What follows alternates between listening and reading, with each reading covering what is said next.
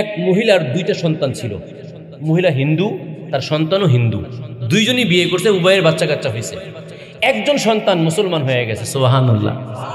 যেই মুসলমান হয়েছে, বাপে যখন জানতে পারছে যে আমার এই পোলা, ছোট পোলাটা, সে নিজে, তার বিবি, তার পোলাপান নিয়ে সবাই মুসলমান হয়ে গেছে, বাবায় রাগ হয়ে তীর্যপুত্র করে দিয়ে আসতে এলাকা থেকে বের করে দিয়েছে। এই মুসলমান নবমুসলিম সন্তানটা, যুবকটা, তার স্ত্রী, তার সন্তানদেরকে নিয়ে একটা মুসলমান জনবসতি গিয়ে সেখানে থাকতে লাগলো। যখন থাকতে লাগলো, একদিন, 2 দিন, 3 দিন যাওয়ার পরে হঠাৎ করে চাউল শেষ, খাবারের টাকা নাই, কিচ্ছু নাই। আপনাদের কষ্ট হচ্ছে ভাই? কিছুই নেই। তো বিবি বলছেন স্বামীকে, স্বামী মুসলমান তো হইলাম, তো টাকা পয়সা কিছুই নাই, এখন খাবো কি? মুসলমান যুবক বলছে, বিবি তোমার টেনশন করা লাগবে না, যেই আল্লাহর জন্য ইসলাম ধর্ম গ্রহণ করেছি, আমাদের রিজিকের মালিক সেই আল্লাহ। ঠিক না ঠিক? কথা বলার পরে বৃহস্পতিবার রাতেই কথা বলছে, জুমার দিনে জুমার নামাজ পড়তে গেছে। যখন জুমার নামাজ পড়তে গেছে, হুজুরে বয়ান দিছে কোনটা, যেটা আমি বললাম, কি 5 ওয়াক্ত নামাজ আদায় করলে পুরস্কার কয়টা? 1 নাম্বার পুরস্কার রিজিক। যখন ওই মুসলমান প্রথম নবমুসলিম শুনছে যে 5 ওয়াক্ত নামাজ আদায় করলে রিজিক পাওয়া যাবে, তাহলে তো আমার রিজিকের ব্যবস্থা আল্লাহ পাক করেই দিবেন, সুবহানাল্লাহ। নামাজ শেষ করে বুকটা ফুলাইয়া স্ত্রীর কাছে গেছে, বিবি কি কোনো টেনশন করা লাগবে না, চাকরি পেয়ে গেছে, সুবহানাল্লাহ পড়েন। আরে আগামীকাল সকাল থেকেই আমার জয়েন, আল্লাহু আকবার পড়েন। ঠিক আছে বিবি, শোনো, যেই চাকরি পাইছি, আমার যে মহাজন, আমার মালিক অনেক বড়, অনেক বড়। এ কথা বলার পরে বিবি বলছেন, যাক আলহামদুলিল্লাহ, আল্লাহ পাক সর্বশেষ একটা ব্যবস্থা করছেন, আমাদের ছেলে সন্তানকে নিয়ে খেয়ে পরে বাঁচতে পারবো। তো স্বামী গেছে সকালবেলা ফজরের আগেই উজু টুজু করে গেছে মসজিদে নামাজ পড়তে। ফজর পড়ছে, জোহর পড়ছে, আসর পড়ছে, মাগরিব পড়ছে, এশা পড়ছে, আসছে, চাকরি করে আসছে। আসার পরে বিবি বলছেন, কই আপনি যে চাকরি করে আসছেন, চাল টাল কিছুই তো নিয়ে আসেন নাই, কই খাওয়ান কই? তো বলতেছে, বিবি তোমাকে তো কালকেই বললাম, যেই মালিকের চাকরি আমি পেয়েছি, সেই মালিক সাধারণ কোনো মালিক না, উনি অনেক বড় মালিক, সুবহানাল্লাহ। আমার মতো ছোট মজদুর ব্যক্তি, দুই এক দিনের মজুরি দেওয়ার মতো সময় তার কাছে আছে, টেনশন করো না, 2-3 দিন যখন হবে আমার টাকা এমনি দিয়ে দিবি, সুবহানাল্লাহ। দ্বিতীয় দিন গেছে, ফজর, জোহর, আসর, মাগরিব, এশা সব পড়ে এশার সময় আসছে। বিবি বললেন, কই টাকা পয়সা কোথায়, খাওয়ান দাওয়ান কোথায়? তো বলেন, আমি বললাম না যে আমার মালিক অনেক বড়, দিবে, তোমার সমস্যা নেই। 3 দিন পার হয়ে গেছে, তৃতীয় দিনে এই কথা। চতুর্থ দিন যখন এই ব্যক্তি ডিউটিতে গিয়েছে, কলেজে, আপনার অফিসে গিয়েছে, এদিক দিয়ে এক ব্যক্তি তার বাসায় খাবার দিয়ে গিয়েছে। যাই হোক, পরে সুবহানাল্লাহ পড়ে ফজর পড়ছে, জোহর পড়ছে, মাগরিব পড়ছে, ঈশা পড়ছে, 5 ওয়াক্ত নামাজ, আসর পড়ছে, মাগরিব পড়ছে, ঈশা পড়ছে, এই সব পড়ে যখন বাড়িতে আসছে, ঘরে ঢোকার আগেই এই যুবক যে মুসলমান হয়েছে, ঢোকার আগেই দেখে নাকের মধ্যে কোরমা পোলাওর ঘ্রাণ। এখন 1 পাও সামনে দেয়, 3 পাও পিছনে দেয়। আমি তো টাকা পয়সার ব্যবস্থা করতে পারি নাই, আমার বিবি কি অন্য কোনো মানুষের বাড়িতে কাজবাজ করে, ঘর মুছে, ঝাড়ু দিয়ে, রান্না বান্না করে দিয়ে খাবারের ব্যবস্থা করলো, আমি স্বামী হিসেবে এই ব্যক্তি ঘর কেমনে খাবার খাই? 1 পাও আগায় তো 3 পাও পিছায়। হঠাৎ করে হিম্মত করে বিসমিল্লাহ বলে ঢুকে গিয়েছে। যখন ঘরের মধ্যে ঢুকে গেছে, তখন দেখে উন্নত মানের কিছু পাতিল, উন্নত মানের প্লেট, উন্নত মানের খাবার। স্ত্রী বলছে, তাড়াতাড়ি আপনি হাত ধুয়ে আসেন, খাবার খাইতে হবে। এখন ভয়ে ভয়ে জিজ্ঞেস করছে, তুমি খাবার পাইলা কোথায়?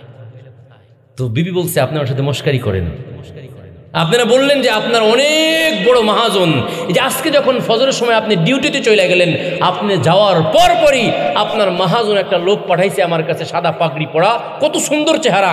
সে আয়েশা বলছে, এই বিবি শোনো, তোমার স্বামী যেই মহাজনের চাকরি করে, সেই মহাজন তার পক্ষ থেকে খাবার পাঠিয়ে দিয়েছেন, সুবহানাল্লাহ। এবার যুবক বুক ফুলায় কাঁদতেছে, হায় হায়, নবীজি মুহাম্মদুর রাসূলুল্লাহর কথাই সত্য, আমার ইমাম সাহেব যেটা বলেছে সেটাই সত্য। বিবি ভালো করে শোনো, কিসের সাতার চাকরি, কোনো চাকরি আমি পাই নাই। আমার হুজুর বলেছেন 5 ওয়াক্ত নামাজ আদায় করলে আল্লাহ পাক রিজিকের ব্যবস্থা করে দিবেন, আর আমি সেই অনুযায়ী ফজরের নামাজ পড়েছি, জোহরের নামাজ পড়েছি, আসর পড়েছি, মাগরিব, ঈশা পড়েছি, এভাবে ডিউটি করেছি। আমার যে ডিউটি, সেই ডিউটির নাম হলো নামাজ। আমার যে অফিসের নাম মসজিদ। আর তোমার কাছে যে বলেছি আমার মহাজন আছে, মালিক আছে, সেই মহাজন এবং মালিকের নাম হলো রব্বুল আলামিন, দুনিয়ার কোনো মালিক নয়।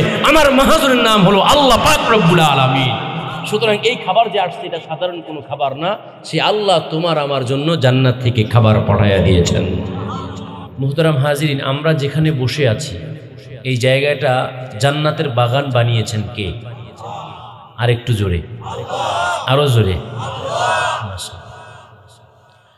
নবীজি সাল্লাল্লাহু আলাইহি ওয়াসাল্লাম বলেছেন, আমার কোনো বান্দা অথবা বান্দি এমন বৈঠকে বসবে, এমন জায়গায় বসবে যেখানে আল্লাহকে আল্লাহ মানা হয়, রাসূলকে রাসূল মানা হয়, কোরআন নিয়ে আলোচনা করা হয়, হাদিস নিয়ে আলোচনা করা হয়, এক কথায় দ্বীনি জিকির আজগার করা হয়। নবীজি বলেন, এই সকল বান্দাদের কাছে গিয়ে গিয়ে আল্লাহর ফেরেশতারা বলে, কুমু মাগফুরান লাকুম, আল্লাহর বান্দা এখানে এসেছিলেন, বসেছিলেন, আলোচনা শেষ হয়েছে, তো এখন উঠতে পারেন। তবে ওঠার আগে ফেরেশতারা বলছে আল্লাহর পক্ষ থেকে, কুমু, এখন ওঠেন। ওঠার আগে একটা সংবাদ নিয়ে নেন, সেটা হলো মাগফুরান লাকুম, এখানে আসার বসার আলোচনা শোনার কারণে আল্লাহ আপনাদের জিন্দেগির গুনাহ খাতা মাফ করে দিয়েছেন। নবীজির লম্বা এক হাদিস, নবীজি বলেন, লা ইয়াকউদু কওমুন ইয়াযকুরুনাল্লাহা ইল্লা হাফাতহুমুল মালাইকা ওয়া গাশিয়াতহুমুর রাহমাহ ওয়া নাযালাত আলাইহিমুস সাকিনাহ ওয়া যাকারাহুমুল্লাহু ফী মান ইনদাহু আও কামা ক্বালা an-নবী সাল্লাল্লাহু আলাইহি ওয়াসাল্লাম। লম্বা হাদিস, দুইটা শব্দের তরজমা করে ইনশাআল্লাহ আমি আমার আলোচনায় ঢুকছি। যেখানে আল্লাহ পাক রব্বুল আলামিনের দ্বীনি আলোচনা করা হয়, নবীজি বলেন, এই সকল বান্দাদেরকে সেভ করার জন্য, হেফাজত করার জন্য আল্লাহ স্বয়ং নিজের রহমতের চাদর দ্বারা ডেকে রাখেন। 2 নম্বর, নবীজি বলেন, ওয়াস নাযালাত আলাইহিমুস সাকিনা, এখানে যারা যারা বসবে আল্লাহ তাআলা ওই সকল বান্দাদের উপরে তার খাস এক প্রকারের রহমত, যেটাকে সাকিনা বলা হয়, এই সাকিনা নামক রহমত এই আল্লাহর বান্দাদের উপর নাজিল হতে থাকেন। সুবহানাল্লাহ। সাকিনা নামক রহমত কাকে বলে একটু বুঝাইতে আমরা বলি। যখন ভারত, পাকিস্তান, বাংলাদেশ, আরাকান, এরপরে আরো যারা শ্রীলঙ্কায় আশপাশে যেটা পুরোটা আছে, হিন্দুস্তান যখন বলা হতো, ওই সময়ের ঘটনা, এক বাদশা লাগাতার 25 বছর বাদশাহী করেছে। কত বছর? জোরে বলেন। কিন্তু এই বাদশা মুসলমান ছিলেন না, হিন্দু ছিল। তো এই বাদশা যেই দিন থেকে উনি ওনার জীবনের মধ্যে লিখেছে, পরিশেষে মুসলমান হয়েছে, উনি ওনার জীবনীর মধ্যে লিখেছে যে আমি যেই দিন থেকে রাষ্ট্রের দায়িত্বভার নিয়েছি, বাদশা হয়েছি, রাজ্যের এই সভা কাজের আমি প্রধান দায়িত্ব পালন করছি, ওই দিন থেকে নিয়ে লাগাতার 25 বছর পর্যন্ত কোনো দিন একটু শান্তির সাথে ঘুমাইতে পারি নাই। অনেক ঔষধ খেয়েছি, ঘুমাইতে পারি নাই। অনেক ডাক্তারের কাছে গিয়েছি, ঘুমাতে পারিনি। অনেক জায়গায় গিয়েছি, কিন্তু কোনো কাজ হয় নাই। কত বছর? একটু সবাই বলেন। 25 বছর। আগে একটু বলে নেই, আপনাদের এখানকার কি অবস্থা জানি না, কিন্তু আমাদের এলাকার অবস্থা হলো, যখন বিবাহ শাদী হয় তো মানুষ তখন বাজার করে, একজনে গরুর গোশত কিনে, আর একজন মাছ কেনে, আর একজন তরি তরকারি কেনে, আর একজন চাউল কেনে, আর একজন ডাউল কেনে। এই সব কিনে কিনে কিনে কিনে আনার পরে বাবুর্চির কাছে হ্যান্ড ওভার করা হয়। বাবুর্চি সেগুলোকে রান্না করে দেওয়ার পরে যখন সামনে দেওয়া হয়, সেগুলো খাইলে পরে মজা লাগে। জোরে কোন ঠিক না বে ঠিক? কিন্তু যদি কেউ মনে করে তুমি তো গরু গোশত নিয়ে আসছো, আসো খাইয়ে দেখি, মজা লাগবে। ডাল নিয়ে আসছে রান্না করার আগেই, বাবুর্চির হাতে দেওয়ার আগেই যদি কেউ খায়, মজা লাগবে? কি বলবে? একটু ভালো লাগে নাই। তাহলে মজা পাওয়ার জন্য, শান্তি পাওয়ার জন্য, মূল উদ্দেশ্য পাওয়ার জন্য একটা নির্দিষ্ট সময় লাগে, সেই সময়ের পরে অটোমেটিকলি সেটার দাম হয়ে যায়। জোরে কোন ঠিক না বেঠিক? তো ওইটা যেমন ওয়াজ মাহফিল, যেহেতু শেষ সময়, এই কথাগুলো বলতে হতো না, যেহেতু একদম শেষ সময়, আবার 10টার উপরে বাইজাও গেছে, আপনারা প্রথমে কিছু আলোচনা শুনে চিন্তা করলেন, না এই পয়েন্ট তো চলে না, আমরা চলে যাই না, বরং বক্তা পুরা গুছাই আনবে, এখান থেকে একটু, ওখান থেকে একটু, ওখান থেকে একটু, সব কিছু এনে যখন আপনার সামনে দিবে, তো এরপরে মজা লাগবে। জোরে কোন ঠিক না ঠিক? তাহলে বলেন তো, এই বাদশা ঘুমায় না কত বছর? একটু জোরে। 25 বছর।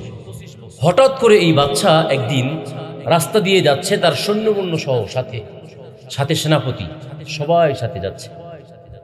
এখন আমরা যেমন বসে আছি, অনেক ভাইয়েরা শুনছেন, একজন বলছে এমন, ওই সময়কার এক মুসলমান, উনি বয়ান করছেন, আলেম সাহেব, আর বাকিরা শুনছে। বাকিরা যে শুনছে, এই পরিস্থিতি, এই চিত্রটা ওই বাদশা দেখেছে। বাদশা দেখার পরে সেনাপতির কাছে জিজ্ঞেস করেছে, সেনাপতি, এই যে একজন লোক বলছে আর বাকিরা যে শুনছে, এখানে কি হচ্ছে? আপনারা বলেন তো, আমরা যে এখানে বয়ান করছি কাউকে ক্ষমতায় উঠানোর জন্য করছি? একটু জোরে। কাউকে ক্ষমতা থেকে নামানোর জন্য করছি? এখানে কার কথা বলা হয়? তো এই আমরা যেমন ওয়াজ মাহফিল আল্লাহ আল্লাহ রাসূলের কথা বলি, ঠিক তেমন ওই জামানায় ওই আলেম সাহেবও এমনই বলছিলেন, কোরআনের কথা, আল্লাহর কথা, নবীজির কথা, হাদিসের কথা, সুন্নতের কথা। কিন্তু বাদশা যখন সেনাপতির কাছে জিজ্ঞেস করেছে, সেনাপতি এই যে আলোচনা চলছে এখানে কি হচ্ছে, সেনাপতি ছিল ইসলাম বিদ্বেষী। সেনাপতি বলে, বাদশা নামদার, আপনাকে তো বললে আপনি শুনবেন না কথা, কি হয়েছে বলো। বলে, শোনেন, এই যে লোকগুলো আছে, একজন বলছে আর বাকিরা শুনছে, ওই যে ব্যক্তি বলছে সেই ব্যক্তি আপনার বিপক্ষে জনগণকে খেপায়া আপনাকে রাজ্যের ক্ষমতা থেকে নামাইতে চায়, তারা বিদ্রোহ করতে চায়। নাউজুবিল্লাহ পড়ে। আপনারা বুঝে থাকলে বলেন তো, ওই হুজুর যিনি বয়ান করছেন ওই বাদশাকে ক্ষমতা থেকে নামানোর জন্য করছেন? একটু জোরে।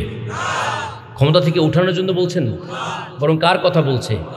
কিন্তু সেনাপতি কি বলল? একটু জোরে জোরে জোরে জোরে জোরে। হ্যাঁ, এই কথাটা শুধুমাত্র আজ থেকে শত শত বছর আগে ছিল এমনটা নয়, আমাদের কয়েকদিন আগেও এরকম পরিস্থিতি ছিল। জোরে কোন ঠিক না বেঠি? ওয়াজ মাহফিলে কোনো দলকে নামানোর জন্য করা হয় না, উঠানোর জন্য করা হয় না। প্রত্যেকটা দলের মানুষ, আওয়ামী লীগ হোক, বিএনপি হোক, জামায়াত ইসলামী হোক, জাতীয় পার্টি হোক, যে কোনো মানুষ হোক না কেন, এই আল্লাহ ভোলা বান্দাগুলোকে আল্লাহর দিকে মিলাইয়া জাহান্নাম থেকে বাঁচায়া জান্নাতের দিকে নেওয়ার প্রচেষ্টা করা হয়। জোরে কোন ঠিক না বেঠি? কোনো মানুষকে ক্ষমতায় ওঠানো, কিন্তু ওই ব্যক্তি কি বললো? ক্ষমতা থেকে নামাইতে চায়। নাউজুবিল্লাহ পড়েন। একটা উদাহরণ দিয়ে আপনার সামনে আগাইতেছি। এখানে অনেক মুরব্বীরা আছেন, আমার বাবার দাদার বয়সী আছেন। আপনারা বলেন, দাঁড়ান একজনে গিয়ে বলেন, হুজুর বিগত 50 বছরের পর থেকে নিয়ে কওমি মাদ্রাসায় অথবা মসজিদের মধ্যে আমরা বোম বানাইতে হুজুর দিয়ে দেখছি, পিস্তল বানাইতে হুজুর দিয়ে দেখছি, কয়জন আছে? জোরে জোরে কন, জোরে কন, আরো জোরে বলেন, জোরে কন। নাই কথা আপনারা বলেন। তাহলে কই? কয়েকদিন আগেই তো একজনে বলল কওমি মাদ্রাসাগুলো হলো এই দেশের জঙ্গি প্রজনন কেন্দ্র। নাউজুবিল্লাহ পড়েন। এখানে জঙ্গি ট্রেনিং দেওয়া হয়, এখানে বোম বানানো হয়, এখানে রাষ্ট্রদ্রোহী তৈরি করা হয়। আমরা মনে করি, শোনেন ভালো করে শোনেন, ওই বাচ্চাকে যেমন মিসগাইড করেছিল সেনাপতি, যে বাচ্চা ভালো করে শোনেন, এই লোকগুলো আপনাকে ক্ষমতা থেকে নামাইতে চায়। আজকে এই সরকারের কিছু লোক ছিল, মন্ত্রী ছিল, তারা এই সরকারের কানকে ভারী করেছিল। এদেশের কওমি মাদ্রাসার মধ্যে জঙ্গি ট্রেনিং দেওয়া হয়, এদেশের ধর্মপ্রাণ মুসলমানদের মধ্যে জঙ্গি ট্রেনিং দেওয়া হয়, যাদের মুখে দাঁড়িয়ে আছে তারা জঙ্গি। এ সকল কথা বলে বলে রাষ্ট্র আর সরকারকে ভারী করে, আলেম বিদ্বেষী করে, ইসলাম বিদ্বেষী করে, মুসলমানদের বিপক্ষে রাষ্ট্রকে খেপায় তুলছে। জোরে কোন ঠিক না বেঁচে? আল্লাহ পাক আমাদেরকে বুঝবার তৌফিক দান করুক। জোরে কোন আমিন। এই সেনাপতি যখন বলছে, এবার বাদশা চালাক মানুষ, উনি বলছেন, শোনো সেনাপতি, তোমার সব কথা শোনা যাবে না, তোমার সব কথা শোনা যাবে না। তুমি যেহেতু বলেছো ওরা আমাকে ক্ষমতা থেকে নামাইতে চায়, তাহলে আমি নিজে ট্রাই করব, নিজে চেক করব। ওই জামানায়, এখন যেমন আমরা এখান থেকে ভারতের নরেন্দ্র মোদীকেও চিনি, আমেরিকার ডোনাল্ড ট্রাম্পকেও চিনি, ঠিক না বেঠিক? কিন্তু এখানে একজন বলেন তো যে হুজুর ডোনাল্ড ট্রাম্পের সাথে আমার 3 বার দেখা হয়েছে। কার সাথে দেখা হয়েছে? আছেন 2-1জন, কিন্তু চিনি সবাই। আরে কথা কন না, ঠিক না বেঠিক? সবাই চিনি। কেমনে চিনি? জোরে জোরে জোরে। মোবাইল হোক, টিভি হোক, ইন্টারনেট হোক, ইউটিউব হোক, যা কিছু হোক না কেন, এগুলোর মাধ্যমে। জোরে কোন ঠিক না বেঠিক? ওই জামানায় ইন্টারনেট ছিল না, মোবাইলও ছিল না, টিভিও ছিল না, কিচ্ছু ছিল না। সাধু জানতো যে আমাদের রাজ্যের বাদশার নাম এই। বাদশা বললেন, ভালো করে শোনো, আমাকে যেহেতু এরা চিনে না, আমাকে যেহেতু জানে না, আমি আজকে ছদ্মবেশে, প্রকাশ করে নয়, ছদ্মবেশে কৃষক সেজে আমি ওখানে গিয়ে বসবো। আপনারা মনে থাকলে বলেন তো, এই বাদশা ঘুমায় না কতদিন? একটু জোরে। উনি বললেন, শোনো সেনাপতি, আমি 5 মিনিট সময় নিয়ে যাব। 5 মিনিট। এই 5 মিনিট সময় নিয়ে ওখানে যাব। যদি 5 মিনিট পরে আমি ফিরে আসি তাহলে ভাববা কোনো সমস্যা নেই। আর যদি 5 মিনিট পরে আমি 5 মিনিটের চাইতে 1 মিনিট দেরি করে আসি, ভাববা এই লোকগুলো আমাকে আক্রমণ করে হত্যা করার চেষ্টা করতেছে, তুমি পুরা দলবল সহ আক্রমণ করবা। কয় মিনিটের কথা বলছে? আর এই বাদশা ঘুমায় না কত বছর? 25 বছর। আচ্ছে বাদশা সুন্দর করে কৃষক সেজে, মাথায় গামছা বেঁধে, এখানে গামছা বেঁধে পরে আসছে, পেছনে বসছে। 5 মিনিট লাগে নাই, 2 মিনিট 3 মিনিট চলে গেছে, বাদশা নাক টেনে টেনে ঘুমাচ্ছে। আস্তে সুবহানাল্লাহ কোন। কত বছর যেন ঘুমায় না? এখানে কয় মিনিটের মাথায় ঘুমাইলো? আধা ঘন্টা চলে গেছে, 1 ঘন্টা চলে গেছে, 1.5 ঘন্টা চলে গেছে, 2 ঘন্টা আলোচনা হয়েছে, পুরা সময় চলে গেছে। 2 ঘন্টা পরে সেনাপতি আইসা বাদশার ডান হাতে কাঁধে হাত দিছে, বাদশা নামদার। আপনারা বলেন তো সেনাপতির আসার কথা ছিল কয় মিনিট পরে? জোরে জোরে জোরে। আসছে কয় ঘন্টা পরে? এইবার বলেন তো এই সেনাপতি কি আসলেই এই বাদশার হিতাকাঙ্ক্ষী না শত্রু? জোরে বলেন। অনেকে আছে এমন বাদশাকে লাগায়া দিয়া তারা নিজেরাই পলায়, আছে না নাই? অনেকে বলে আপনাদেরকে প্রতিরোধ করার জন্য আমাদের ছাত্রলীগই যথেষ্ট, বলছে কি বলে নাই? কিন্তু সেই কাকাগত আর খুঁজে পাওয়া যায়নি। আল্লাহ পাক বুঝার তৌফিক দান করুক, জোরে কোন আমিন। 2 ঘন্টা পরে এসে বলছে, যখন বলছে বাদশাকে ডাক দিছে, বাদশা কয়ে তোমার সাথে পরে হিসাব নিকাশ, তোমার সাথে পরে। ওখানে পেছনে বসে হাত তুলছে, যখন হাত তুলছে হুজুর বলছে হুজুর আপনি কিছু বলবেন? তো উনি বলছেন হ্যাঁ বলবো। দাঁড়িয়ে গিয়েছে, দাঁড়ানোর পরে উনি বললেন যে আপনি আমাকে চিনেন, আমি কে? হুজুর বলছে না আমি আপনাকে চিনি না। তো উনি বলছেন যে আমি হলাম এই রাজ্যের বাদশা। এই কথা যখন বলছে বাকি যারা ছিল একটু আটোসাটো হয়ে ঠিকঠাক হয়ে বসছে। কিন্তু আলেম ওলামা আল্লাহকে ছাড়া অন্য কাউকে ভয় পায়? আল্লাহ বলেন ইন্নামা ইয়াখশাল্লাহা মিন ইবাদিহিল উলামা। আল্লাহকে আলেম ওলামারা একমাত্র কাকে ভয় পায়? একটু জোরে বলেন। তো কি হয়েছে বলেন, কি করতে হবে? এই কথা বলার পরে বলছে হুজুর আমার 2টা প্রশ্ন। 1 নম্বর প্রশ্ন হলো হুজুর আমার জানতে মনে চায় এটা কোন ধর্মের বৈঠক? আমি এই রাজ্যের বাদশার দায়িত্ব নেওয়ার পর থেকে আজ পর্যন্ত 25 বছর পর্যন্ত কত রকমের ঔষধ খাইলাম, কত ডাক্তারের কাছে গেলাম, কত জায়গায় না গেলাম, কিন্তু একটু ঘুমাইতে পারি নাই। 5 মিনিট সময় নিয়ে আপনার এখানে এসেছি, 2 মিনিট যাইতে না যাইতে কেমন যেন আমার মাথায় ঘুম চলে আসছে। সুবহানাল্লাহ। আমাকে বলেন এটা কোন ধর্মের বৈঠক? এবার হুজুর বলছে শোনেন, যে হাদিসটা আমি আপনাদেরকে শুনাইছি, হুজুর জোর গলায় বলছে বাদশা শোনেন, আমাদের নবী মুহাম্মদুর রাসূলুল্লাহ সাল্লাল্লাহু আলাইহি ওয়াসাল্লাম আজ থেকে 1400 বছর আগে বলে গিয়েছেন, যখন কোনো আল্লাহর বান্দা কোরআনের বৈঠকে বসবে, হাদিসের বৈঠকে বসবে, আল্লাহর দ্বীনের ধর্মের বৈঠকে বসবে, আল্লাহ পাক রব্বুল আলামিন তার উপর সাকিনা অবতীর্ণ করবেন। এই রহমত অবতীর্ণ হওয়ার কারণে তার মধ্য থেকে সকল প্রকারের পেরেশানি দূর হয়ে যাবে, তার মধ্য থেকে সকল প্রকারের ভয় ভীতি দূর হয়ে যাবে। বাদশা নামদার ভালো করে শোনেন, আপনার মধ্যে ভয় ছিল, পেরেশানি ছিল, অনেক রকমের সমস্যা ছিল, কিন্তু যেহেতু এখানে বসে গিয়েছেন, আল্লাহ পাক কাফের দেখেন নাই, বেঈমান দেখেন নাই, অন্য কোনো ধর্মাবলম্বী দেখেন নাই, আল্লাহ দেখেছেন বসেছেন কে। আপনি বসার সঙ্গে সঙ্গে আল্লাহ পাক রব্বুল আলামিন আপনার উপর রহমত নাজিল করেছে, আর রহমত নাজিল করার কারণে আপনার ঘুম চলে আসছে। সুবহানাল্লাহ। এবার বাদশা বলছে হুজুর যেই ধর্মের এত দাম, আমি সেই ধর্ম রেখে অন্য কোথাও থাকতে চাই না। পড়ে নেন আমার সাথে, আশহাদু আল্লা ইলাহা ইল্লাল্লাহ ওয়া আশহাদু আন্না মুহাম্মাদুর রাসূলুল্লাহ। ইতিহাস বলে ওই বাদশা সহ পুরা সৈন্যবন্য সবাই একসাথে মুসলমান হয়ে গেছে। সুবহানাল্লাহ। এটা হলো হাদিসের 2য় শব্দ। সর্বশেষে নবীজি বলেন ওয়া যাকারাহুমুল্লাহু ফীমান ইনদা। নবীজি কখনো কোনোদিন কোথাও মিথ্যা বলেছেন? আস্তে কোন, আরো আস্তে। মিথ্যা বলেছেন? গোপনে, সদরে, রাতে, দিনে, স্ত্রীর কাছে, সাহাবীর কাছে, লুকায়া লুকায়া। আল্লাহ বলেন মা ইয়ানতিকু আনিল হাওয়া ইন হুয়া ইল্লা ওয়াহয়ু ইউহা। আমার হাবিব মুহাম্মাদুর রাসূলুল্লাহ নিজের পক্ষ থেকে কিছু বলে না। মিথ্যা কথা বলবে তো দূর কি বাত হে, আমি আল্লাহ যেটা বলতে বলি আমার হাবিব সেটাই বলে। জোরে কোন ঠিক না ভাই? ঠিক। তাহলে কি বলছেন নবীজি? বলছেন ওয়া যাকারাহুমুল্লাহু ফীমান ইনদা। ভালো করে শুনেন, নবী যেটা বলছে এটা অবশ্যই সত্য। জোরে বলেন ঠিক না ভাই? ঠিক। কি বলছেন? বলে এখানে যারা যারা বসবে আল্লাহ তাআলা তার নাম, তার বাবার নাম, সুবহানাল্লাহ পড়েন। এখানে কয়জন ব্যক্তি আমরা এমন আছি যে আমাদের এমপি, এলাকার এমপি সাহেব আমার বাবার নাম জানে, আমার নাম জানে? আসি এরকম? বেশিরভাগই নাই। একটু ভালো করে শুনুন, নবীজি বলেন যারা বুঝবে তার নাম আর তার বাবার নাম নিয়ে নিয়ে আল্লাহ পাক রব্বুল আলামিন আরশে বসে ফেরেশতাদের সামনে গর্ব করতে থাকেন। সুবহানাল্লাহ।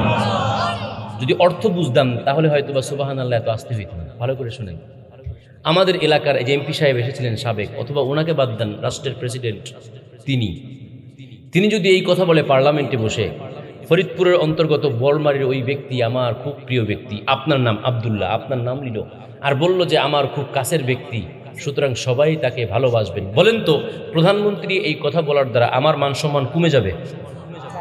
তো জোরে জোরে অল্প না অনেক?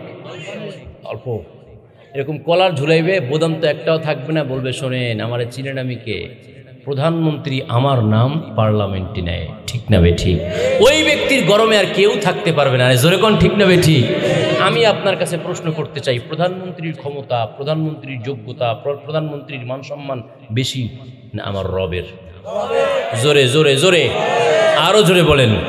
ভালো করে শোনেন, আজকে যেখানে বসেছি, একজন প্রধানমন্ত্রী যদি আপনার আমার নাম নেয়ার কারণে আমার সম্মান বেড়ে যায়, তাহলে ভালো করে শুনেন, সকল প্রধানমন্ত্রীর প্রধানমন্ত্রী হলো আমার আল্লাহ।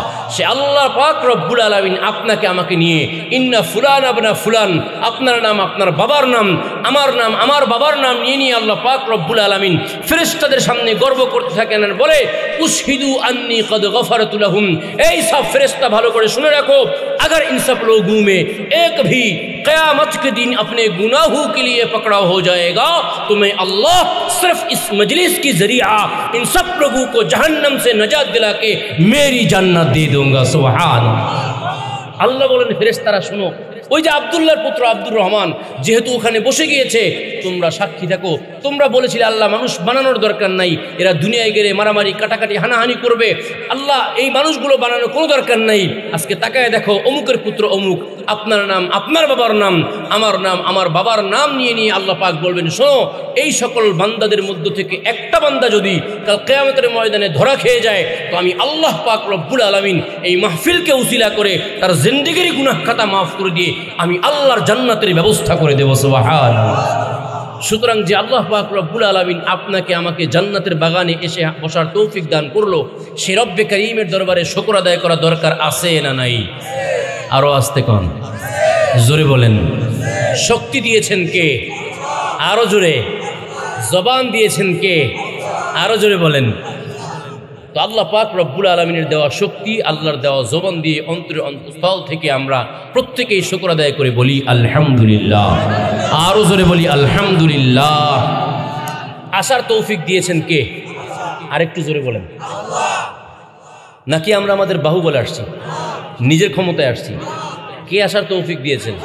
আল্লাহ পাক আমাদেরকে বুঝবার তৌফিক দান করুক, জোরে কোন আমিন। আচ্ছা, কোরআনে কারীমের ছোট্ট একখানা আয়াত তেলাওয়াত করেছি, নবীজি সাল্লাল্লাহু আলাইহি ওয়াসাল্লামের ছোট্ট একখানা হাদিস তেলাওয়াত করেছি। আল্লাহ পাক রব্বুল আলামিন যদি তৌফিক দান করেন, এই আয়াত এবং হাদিসকে সামনে রেখে অল্প কিছু আলোচনা করব। প্রথমেই দোয়া করে নেই, যিনি বলছেন আর যারা শুনছি, আল্লাহ পাক যেন উভয় পক্ষকে পরিপূর্ণভাবে আমলের তৌফিক দান করেন, বলেন আমিন। কোরআনে কারীমের আয়াত তেলাওয়াত করেছি, আল্লাহ বলেছেন ফিল জান্নাতি ওয়া ফারীকুম ফিস সাঈর। আল্লাহ পাক রব্বুল আলামিন যখন কিয়ামত কায়েম করে দিবেন, আল্লাহ পাক দল করবেন দুইটা। জোরে বলেন কয়টা? এক নম্বর দল জান্নাতে, দুই নম্বর দল, একটু জোরে বলেন না। এক নম্বর দল, দুই নম্বর দল। দল কয়টা? এক দল জান্নাতি আর এক দল জাহান্নামী। এখন প্রশ্ন হলো, আল্লাহ পাক রব্বুল আলামিন আপনাকে আমাকে পাঠিয়েছেন শুধুমাত্র জান্নাত কামাই করবার জন্য, ঠিক না বেঠিক? নাকি জাহান্নামে যাওয়ার জন্য? জান্নাতে যাওয়ার জন্য। আর এই জান্নাতে যাইতে পৃথিবীর সব শ্রেণীর সব ধর্মের লোকেরাই চায় যে আমরা আমাদের জান্নাতে যাইতে চাই, কথা ঠিক না বেঠিক? হিন্দুকে আপনি জিজ্ঞেস করবেন, উনি কয় নরকে নয়, আমরা স্বর্গে যাইতে চাই। জোরে কর না কেন? প্রত্যেকটা মানুষই, প্রত্যেক ধর্মের মানুষগুলো জান্নাতে যাইতে চায় তাদের ভাষায়, কিন্তু আল্লাহ পাক রব্বুল আলামিন সব কিছুর মধ্যে জান্নাত রাখেন নাই। নবীজি বলেন জান্নাত পাবে কারা? আল্লাহ পাক রব্বুল আলামিন কোরআনে কারীমের মধ্যে বলে দিয়েছেন জান্নাত পাবে ওই সকল লোক, যেই সকল লোকেরা মা আতাকুমুর রাসূলু ফাখুযু ওয়া মা নাহাকুম আনহু ফান্তাহু। নবী যেটা করতে বলেছে সেটা করবে, আর নবী যেটা ছাড়তে বলেছে সেটা ছাড়বে। নবী যেটা করতে বলেছে করবে, নবী যেটা ছাড়তে বলেছে ছাড়বে। এই দুইটা গুণ যদি কোনো ব্যক্তির মধ্যে থাকে, আল্লাহ পাক ওই ব্যক্তিগুলোকেই জান্নাত দান করবেন। জোরে কোন ঠিক না ঠিক? আর যদি নবী যা করতে বলেছেন সেটা না করে, নবী যা ছাড়তে বলেছেন সেটা না ছাড়ে, তাহলে আল্লাহ পাক রব্বুল আলামিন জান্নাত দিবেন না, বরং কোথায়? একটু জোরে বলেন না। আপনারা আমার কথা বুঝেন তো? দল কয়টা? এক দল আর এক দল। আমরা কোন দলে দেখতে চাই? কারা কারা জান্নাতে যাইতে চাই? আল্লাহু আকবার। আল্লাহ পাক রব্বুল আলামিন আমাদের সবাইকে তৌফিক দান করুক, আমিন। জান্নাতে সবাই যাইতে চায়। এখন প্রশ্ন হলো, হুজুর জান্নাতে তো যাব, কিভাবে যাব? এই প্রশ্ন হয় কি হয় না?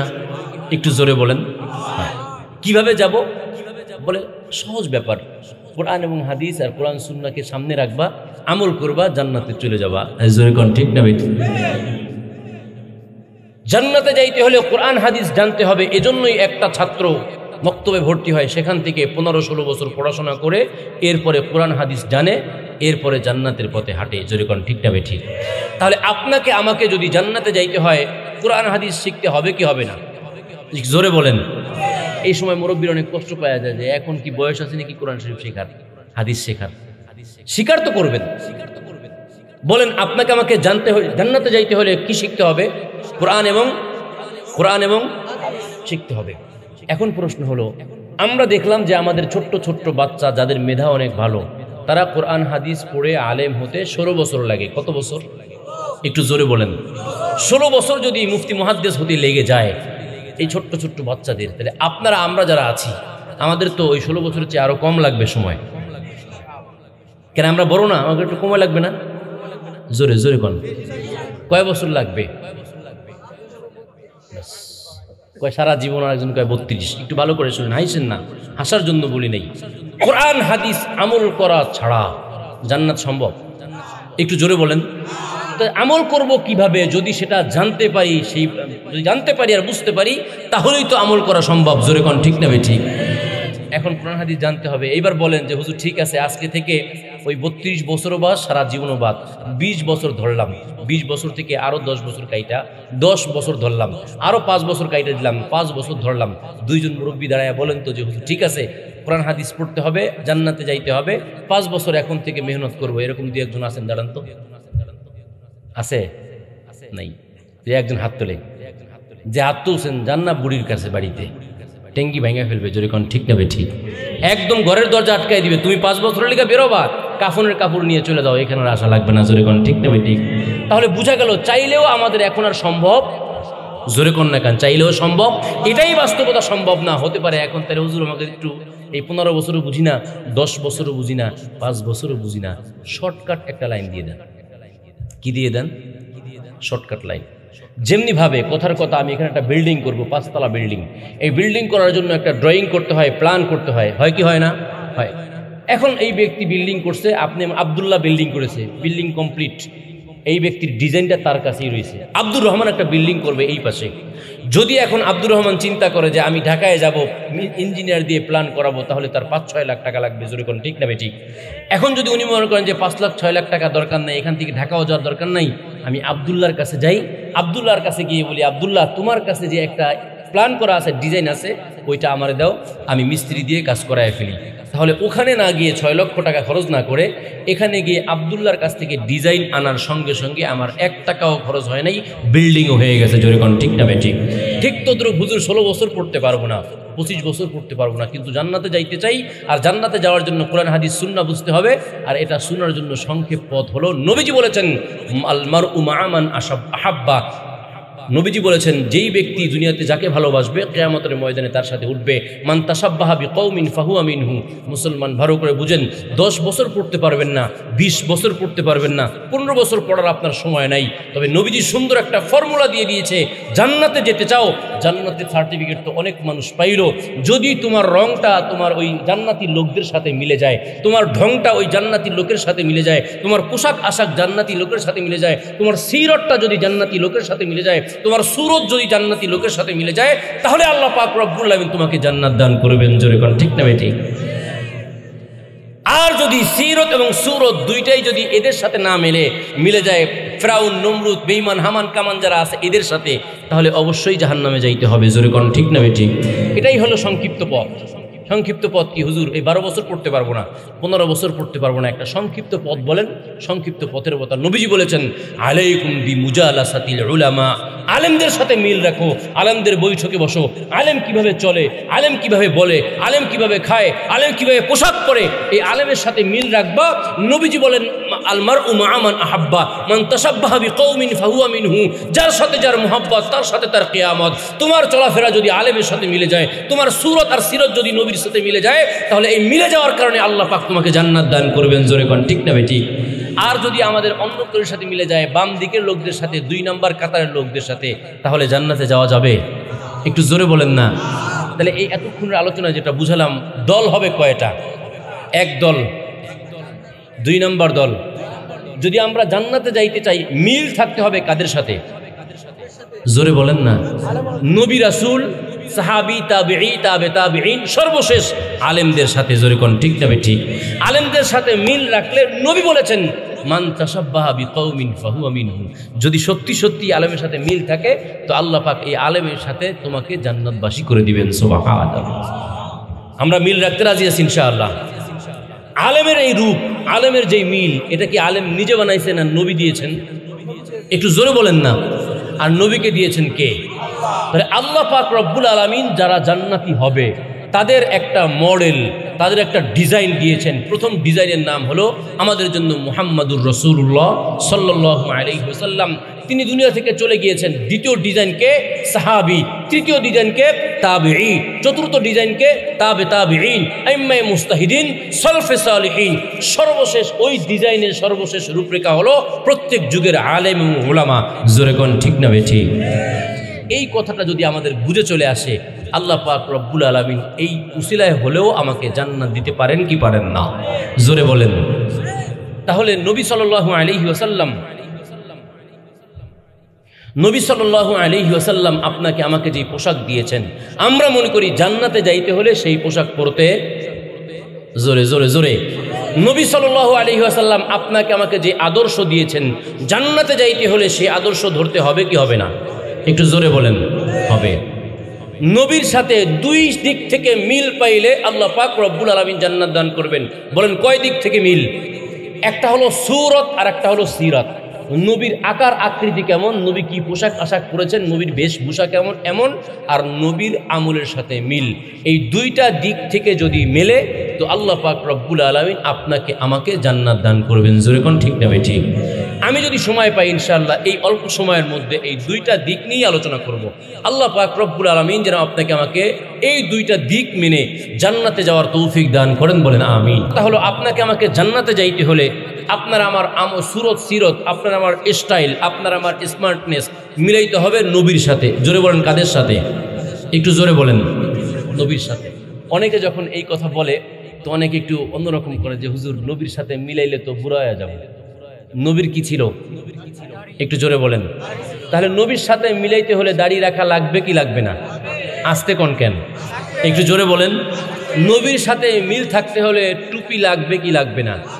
নবীর সাথে মিল থাকতে হলে পাঞ্জাবি লাগবে কি লাগবে?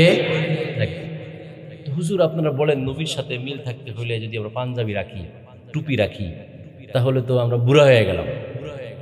আরে এরকম কথা বলনেওয়ালা যুবক আমার সমাজে আছে না নাই? একটু জোরে বলেন আছে না নাই?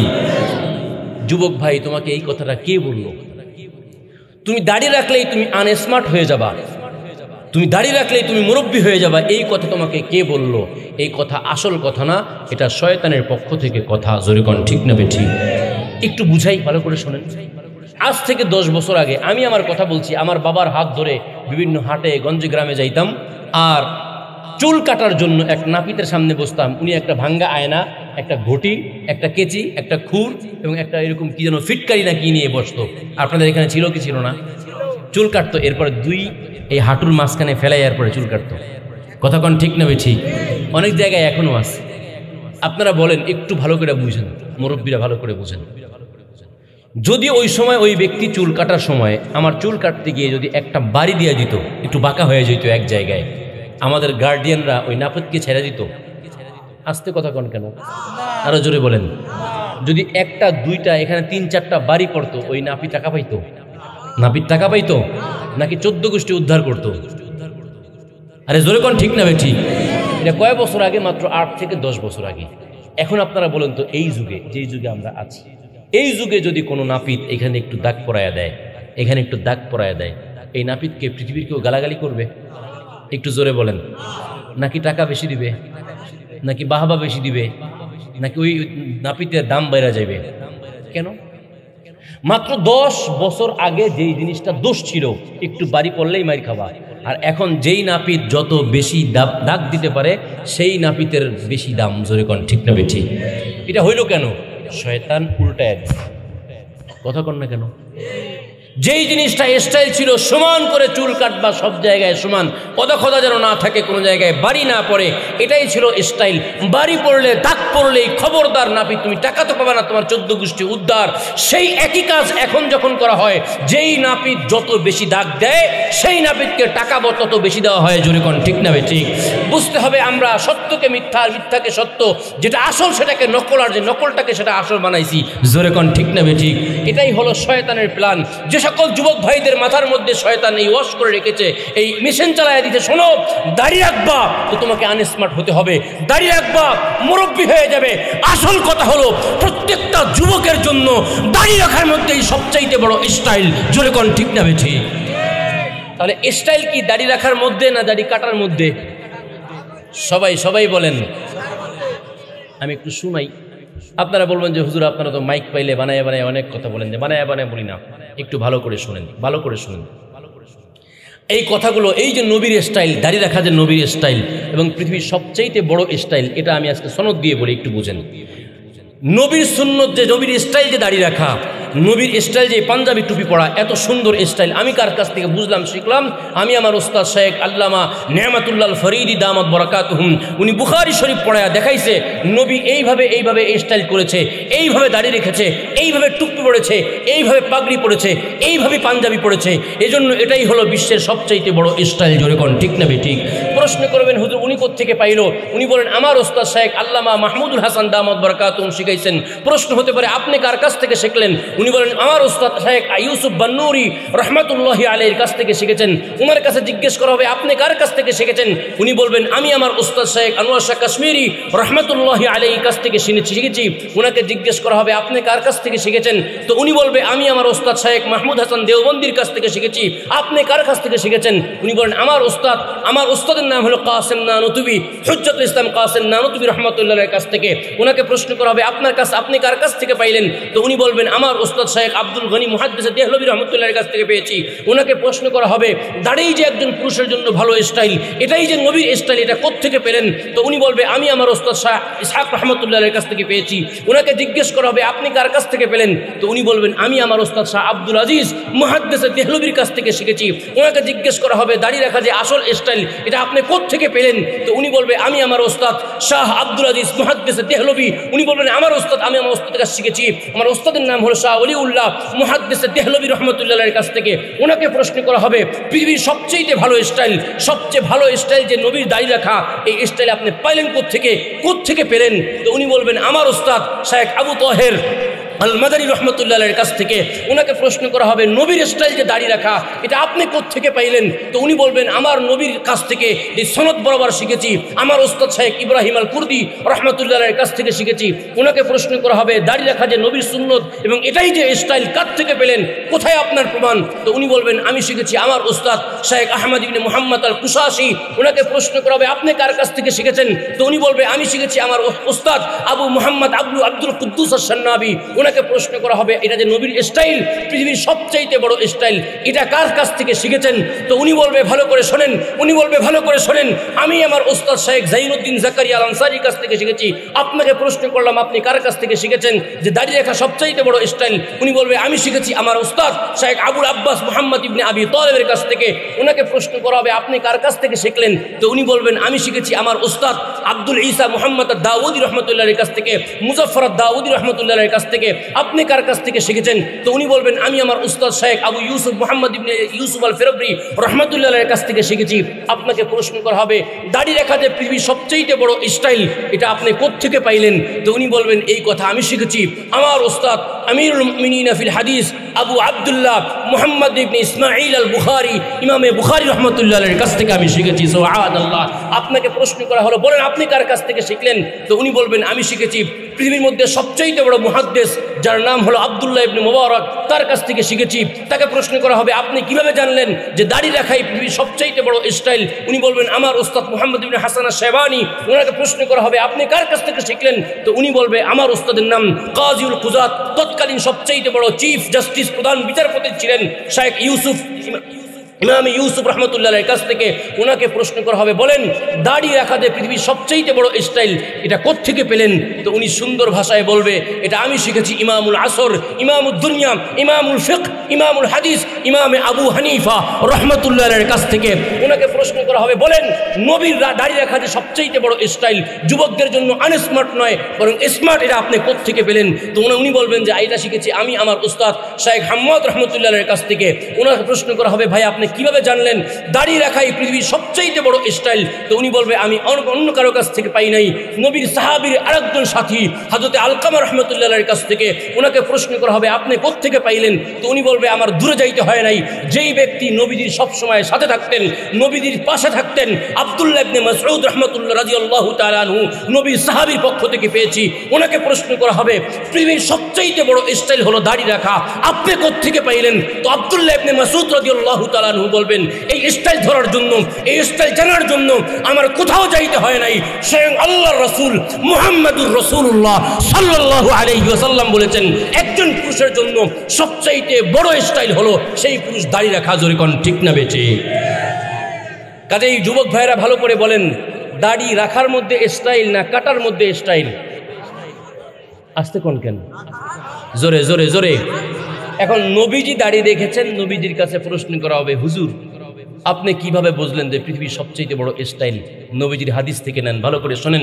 জিবরাইল আমিন উপস্থিত, বলছে ইয়া রাসূলুল্লাহ ইন্নী কদ রাআইতু আদম হিনা ফিত তুরাব। আদম আলাইহিস সালাতু ওয়াস সালামকে আমি দেখেছি, মাটির মধ্যে থাকা অবস্থায় দেখেছি, জান্নাতে নেওয়ার সময় আমি দেখেছি, এরপর জান্নাত থেকে বের করার সময় আমি দেখেছি, দোয়া কবুলের সময় দেখেছি, আদমের মৃত্যুর সময় দেখেছি, নূহ আলাইহিস সালাতু ওয়াস সালামের মৃত্যুর সময় দেখেছি, জন্মের সময় দেখেছি, কিস্তিতে বসে দেখেছি, সারা জীবন তার সাথে ছিলাম।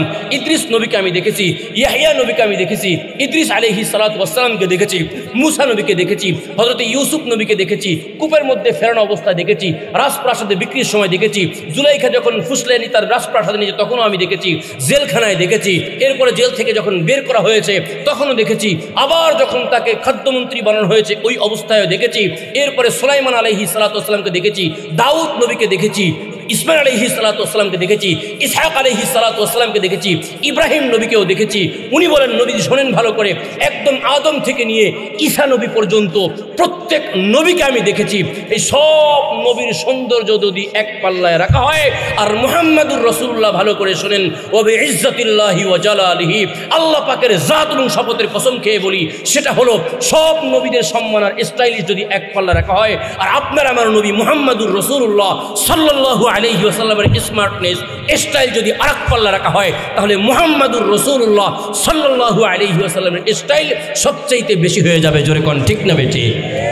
হবে জোরে বলেন। জান্নাতে যাইতে হলে স্টাইল ধরতে হবে কার? নবীজির না কাফেরের? জোরে বলেন। নবীজির না নেইমারের? নবীজির না মেসির? জোরে বলেন না কেন আপনারা? নবীজি। কারা কারা এই কথায় একমত? আল্লাহু আকবার। কষ্ট পাইতেছেন? সত্যি করে বলেন তো, আসল স্টাইল কি দাড়ি রাখার মধ্যে না কাটার মধ্যে? রাখবেন ইনশাআল্লাহ। আল্লাহ তৌফিক দান করুক, জোরে কোন আমিন। তাহলে বলছিলাম জান্নাতে যাওয়ার জন্য দুইটা পথ, নবীজিকে বাহ্যিকভাবে অনুসরণ করতে হবে এবং নবী যেই কাজগুলো করেছে সেগুলোকে অনুসরণ করতে হবে। জোরে কোন ঠিক না ঠিক? নবীর বাহ্যিক দিকে সবগুলো তো বলা এক মাহফিলে সম্ভব নয়, তবে একটার কথা বললাম, সেটা হলো দাড়ি। দাড়ি যদি আপনি আর আমি রাখতে পারি, আশা করা যায় এই উসিলায় আল্লাহ পাক জান্নাত দিতেও পারে। জোরে কোন ঠিক না ঠিক? জান্নাত পাইতে রাজি আছেন ইনশাআল্লাহ? এটা হলো সিরাত, সর্বশেষে গিয়ে বলবো ইনশাআল্লাহ। আচ্ছা, 2 নম্বর কথা হলো, নবী যে আমলগুলো আমাদেরকে শিখাই দিয়েছেন সেই আমল যদি আপনি আর আমি করি তাহলে আল্লাহ পাক জান্নাত দিবে। জোরে কোন ঠিক না ঠিক? নবী যতগুলো আমল নিয়ে আমাদের কাছে আসছে, সবচাইতে প্রধান আমল, কিয়ামতের দিন সবচাইতে প্রথমে যেটা হিসাব নিকাশ নেওয়া হবে সেই আমলের নাম একটু জোরে জোরে জোরে জোরে। তাহলে একটা পাইলাম নবীর সাথে মিল রেখে দাড়ি রাখবো, আর একটা হলো নবীর আমলের সাথে মিল রেখে নামাজ। জোরে জোরে জোরে। কারা কারা রাজি আছেন ইনশাআল্লাহ? আল্লাহ তাআলা তৌফিক দান করুক, জোরে কোন আমিন। আল্লাহ পাক দাড়ি রাখার তৌফিক দান করুক, সবাই বলেন আমিন। আল্লাহ পাক আমাদেরকে নবীজির সবচাইতে বড় আমল, মেরাজের মাস চলছে, এই নামাজ পড়ার তৌফিক দান করুক, জোরে বলেন আমিন। নামাজ কয় ওয়াক্ত ভাই? একটু জোরে বলেন। আচ্ছা, আমি আপনাদেরকে একটা উদাহরণ দিয়ে আগাচ্ছি। এইখানে যদি একজন ব্যক্তি দাঁড়ান, যেই ব্যক্তির গায়ে মুজিব কোট, এখানে আবার নৌকা মার্কা লাগানো, তাহলে আপনারা কি বলবেন যে এই ব্যক্তি নির্ঘাত বিএনপির লোক? একটু জোরে বলেন। ভয় পান কেন? জোরে জোরে জোরে। আচ্ছা, এই পাশে আর এক ব্যক্তি দাঁড়ানো যার শার্ট প্যান্ট টাই স্যুট পরা, এখানে ধানের শীষ মার্কা লাগানো, আপনি বলবেন দেখতে তেলতেলা মনে হয়, নিঃসন্দেহে আওয়ামী লীগ। জোরে জোরে জোরে জোরে জোরে বলেন। আমি যদি আধা ঘন্টা ওয়াজ করি যে ভাই এই ব্যক্তির এখানে ধানের শীষ লাগানো আসো, তার কি হয়েছে, এই ব্যক্তি আওয়ামী লীগের লোক, মানবেন? এই ব্যক্তিকে যদি বলি এই ব্যক্তি বিএনপির লোক, মানবেন? কেন মানবেন না? একটু জোরে জোরে জোরে জোরে। মার্কা আছে, মার্কা থাকা অবস্থায় যে যতই বলো কোনো কাজ হবে। ঠিক তো দ্রুপ আপনি আমি মুসলমান নবীর উম্মত দাবি করার জন্য একটা মার্কা আছে না নাই?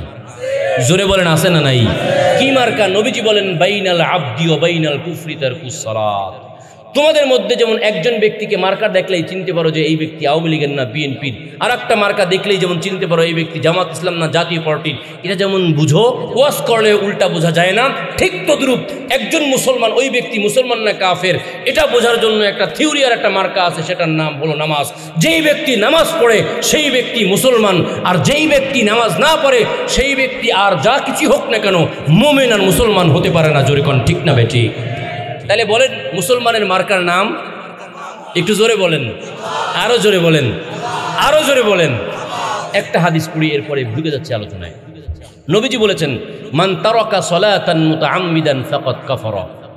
একটু ভালো করে শুনেন, নবীজি বলেছেন যেই ব্যক্তি ইচ্ছাকৃতভাবে এক ওয়াক্ত নামাজ ছাড়বে। কয় ওয়াক্ত?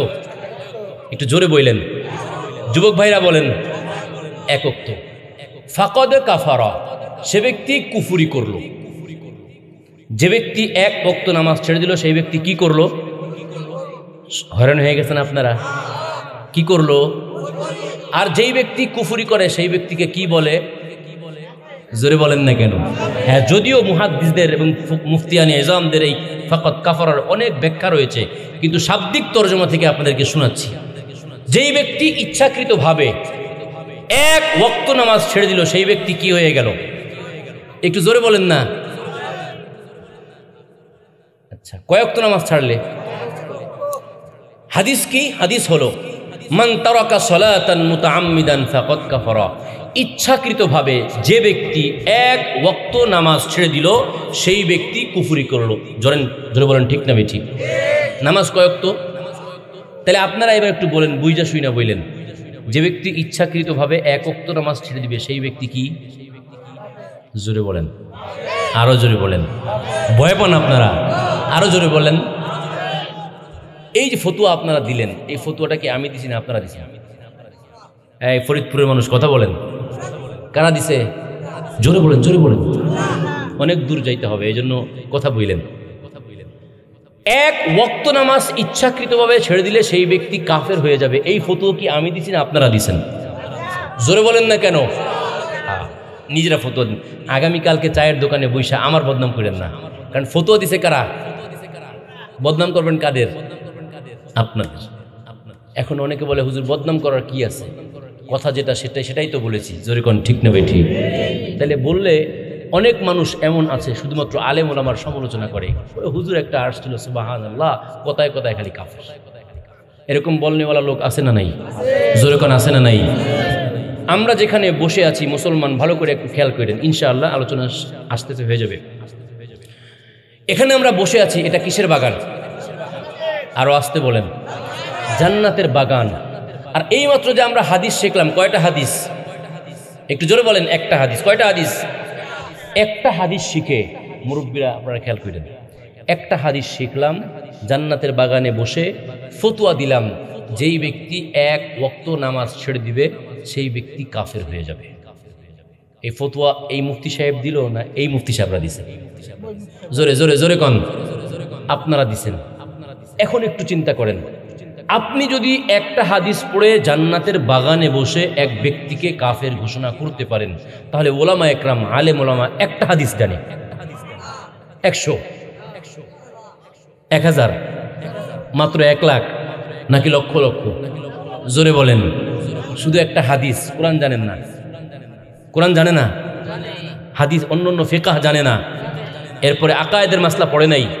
হ্যাঁ, আপনি যদি মুসলমান ভালো করে শোনেন, একটা মাত্র মাসআলা পড়ে, হাদিস পড়ে একজন মানুষকে জান্নাতের বাগানে বসে কাফের ঘোষণা করতে পারেন, তাহলে মনে রাখবেন একজন আলেম একটা হাদিস নয়, হাজার হাজার হাদিসকে সামনে রেখে, হাজার হাজার আয়াতকে সামনে রেখে, হাজার হাজার মাসলাকে সামনে রেখে এই সবগুলোকে সমন্বয় করে এরপরে ফতোয়া দেয় কোন ব্যক্তি কাফের আর কোন ব্যক্তি মুসলমান। জনগণ ঠিক না ঠিক? কিন্তু আমাদের মধ্যে অনেক ভাইয়েরা আছে না বুঝে চায়ের দোকানে বসেই মুফতি সেজে ফতোয়া দেয়। গতকাল একটা হুজুর আসছিল, শুধু অমুক ব্যক্তিকে কাফের বলে গেছে, এমন বলনেওয়ালা মুফতি আছে না নাই? আগামীকাল করবেন নি এই কাম? কেন করবেন না? আগামীকাল তো আপনি করে আপনারা করবেন, কেন আমরা করছি নিজেরাই। আল্লাহ পাক আমাদেরকে বুঝার তৌফিক দান করুক, জোরে কোন আমিন। যদিও শব্দ আসছে ফাকাত কাফারা, কুফু শব্দ আছে, কিন্তু নবীজি তাসবিহ দিয়েছেন কেমন যেন কাফেরের মতো একটা কাজ করলো। ঠিক না ঠিক? কাফের যেমন নামাজ পড়ে না, একজন মুসলমানও নামাজ পড়ল না। আল্লাহ পাক এই জাতিকে বুঝার তৌফিক দান করুক, বলেন আমিন। বলেন তো নামাজ কয় ওয়াক্ত? জোরে বলেন, মিছিলের মতো বলেন। প্রথম নাম্বার ফজর,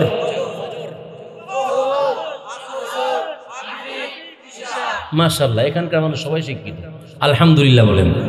বহু জায়গায় এমন আছে 5 ওয়াক্ত নামাজের নাম জানে না, আছে না নাই? কোন না কেন? আমি নিজে এর রাজসাক্ষী। চিটাগাঙে গিয়েছি একবার, চিটাগাঙে রাঙ্গুনিয়া এলাকায়, ইউনিয়ন না থানা, ওটা জানি না, মনে নেই। ওখানে গিয়েছি, এক ভাইকে জিজ্ঞেস করেছি, ভাইজান কালিমা পড়েন? তিনি বলেন, হ্যাঁ হুজুরের কেমন কথা বললেন, মুসলমান কালিমা পারবো না মানে? নামাজ পড়ি না? বলেন তো কালিমাটা। উনি কালিমা যেটা বলছে আমার মনে নাই, তবে কালিমা হয় নাই। পরে বললাম যে ভাই কালিমা যেটা বলছেন ভালোই বলছেন, নবীর নাম জানেন? বলে হ্যাঁ জানি। কি নাম? আমাদের নবীর নাম হযরত আলেকজান্ডার আলাইহিস সালাম। হাসেন আপনারা, জোরে বলেন নাউজুবিল্লাহ। আপনি তো হাসলেন, মুরব্বী, আপনার 5 জন ছেলে 3 জন মেয়ে, বসেন আজকে নিয়ে, আপনার বিবিকে নিয়ে বসেন, সবার কাছে সুন্দর করে কালিমা শোনেন, সবার কাছে সূরা ফাতিহা শোনেন, সবার কাছে নামাজে কোন দোয়া পড়া লাগে শুনেন। আমার তো মনে হয় আপনার এলাকায় না থাকলেও আমার এলাকায় শতকরা 5 জন পাওয়া যাবে। জোরে কোন ঠিক না ঠিক? আপনাদের এলাকায় নাই? আছে। তাহলে বলেন তো নামাজ কয় ওয়াক্ত? প্রথমটা আজকে থেকে আমরা নিয়ত করব নবীর সাথে 2 ভাবে মিল রাখবো। একভাবে হলো সিরত, রাজি আছেন ইনশাআল্লাহ? একটা শিখলাম নবীর দাড়ি রাখবো, 2 নম্বর হলো নামাজ পড়বো। আজকে থেকে 5 ওয়াক্ত নামাজ আমরা যারা এখানে বসা আছি, পর্দার আড়ালে যেসব মা বোনেরা আছেন, সবাই নিয়ত করতে পারি কিনা যে আজ থেকে 5 ওয়াক্ত নামাজ পড়বো? কারা কারা নিয়ত করলাম? আল্লাহু আকবার। আল্লাহ তাআলা আমাদের সবাইকে তৌফিক দান করুক। হাত নামান। নামাজ কয় ওয়াক্ত? অল্প সময় একটু ডিস্টার্ব করব। নবীজি বলেছেন, যেই ব্যক্তি 5 ওয়াক্ত নামাজ আদায় করবে, আল্লাহ তাআলা তাকে 5টা পুরস্কার দান করবেন। সুবহানাল্লাহ। নামাজ কয় ওয়াক্ত? পুরস্কার কয়টা? জোরে বলেন। 1 নম্বর পুরস্কার, আল্লাহ পাক রব্বুল আলামিন এই ব্যক্তিকে সম্মানের রিজিক দান করবেন। সুবহানাল্লাহ, মুখস্থ করতে হবে। 2 নম্বর পুরস্কার, এই ব্যক্তিকে আল্লাহ পাক রব্বুল আলামিন ইমানি মৃত্যু দিয়ে কবরের আযাব মাফ করে দিবেন। সুবহানাল্লাহ, 2 নম্বর। 3 নম্বর, এই ব্যক্তির ডান হাতে আমলনামা দান করবেন।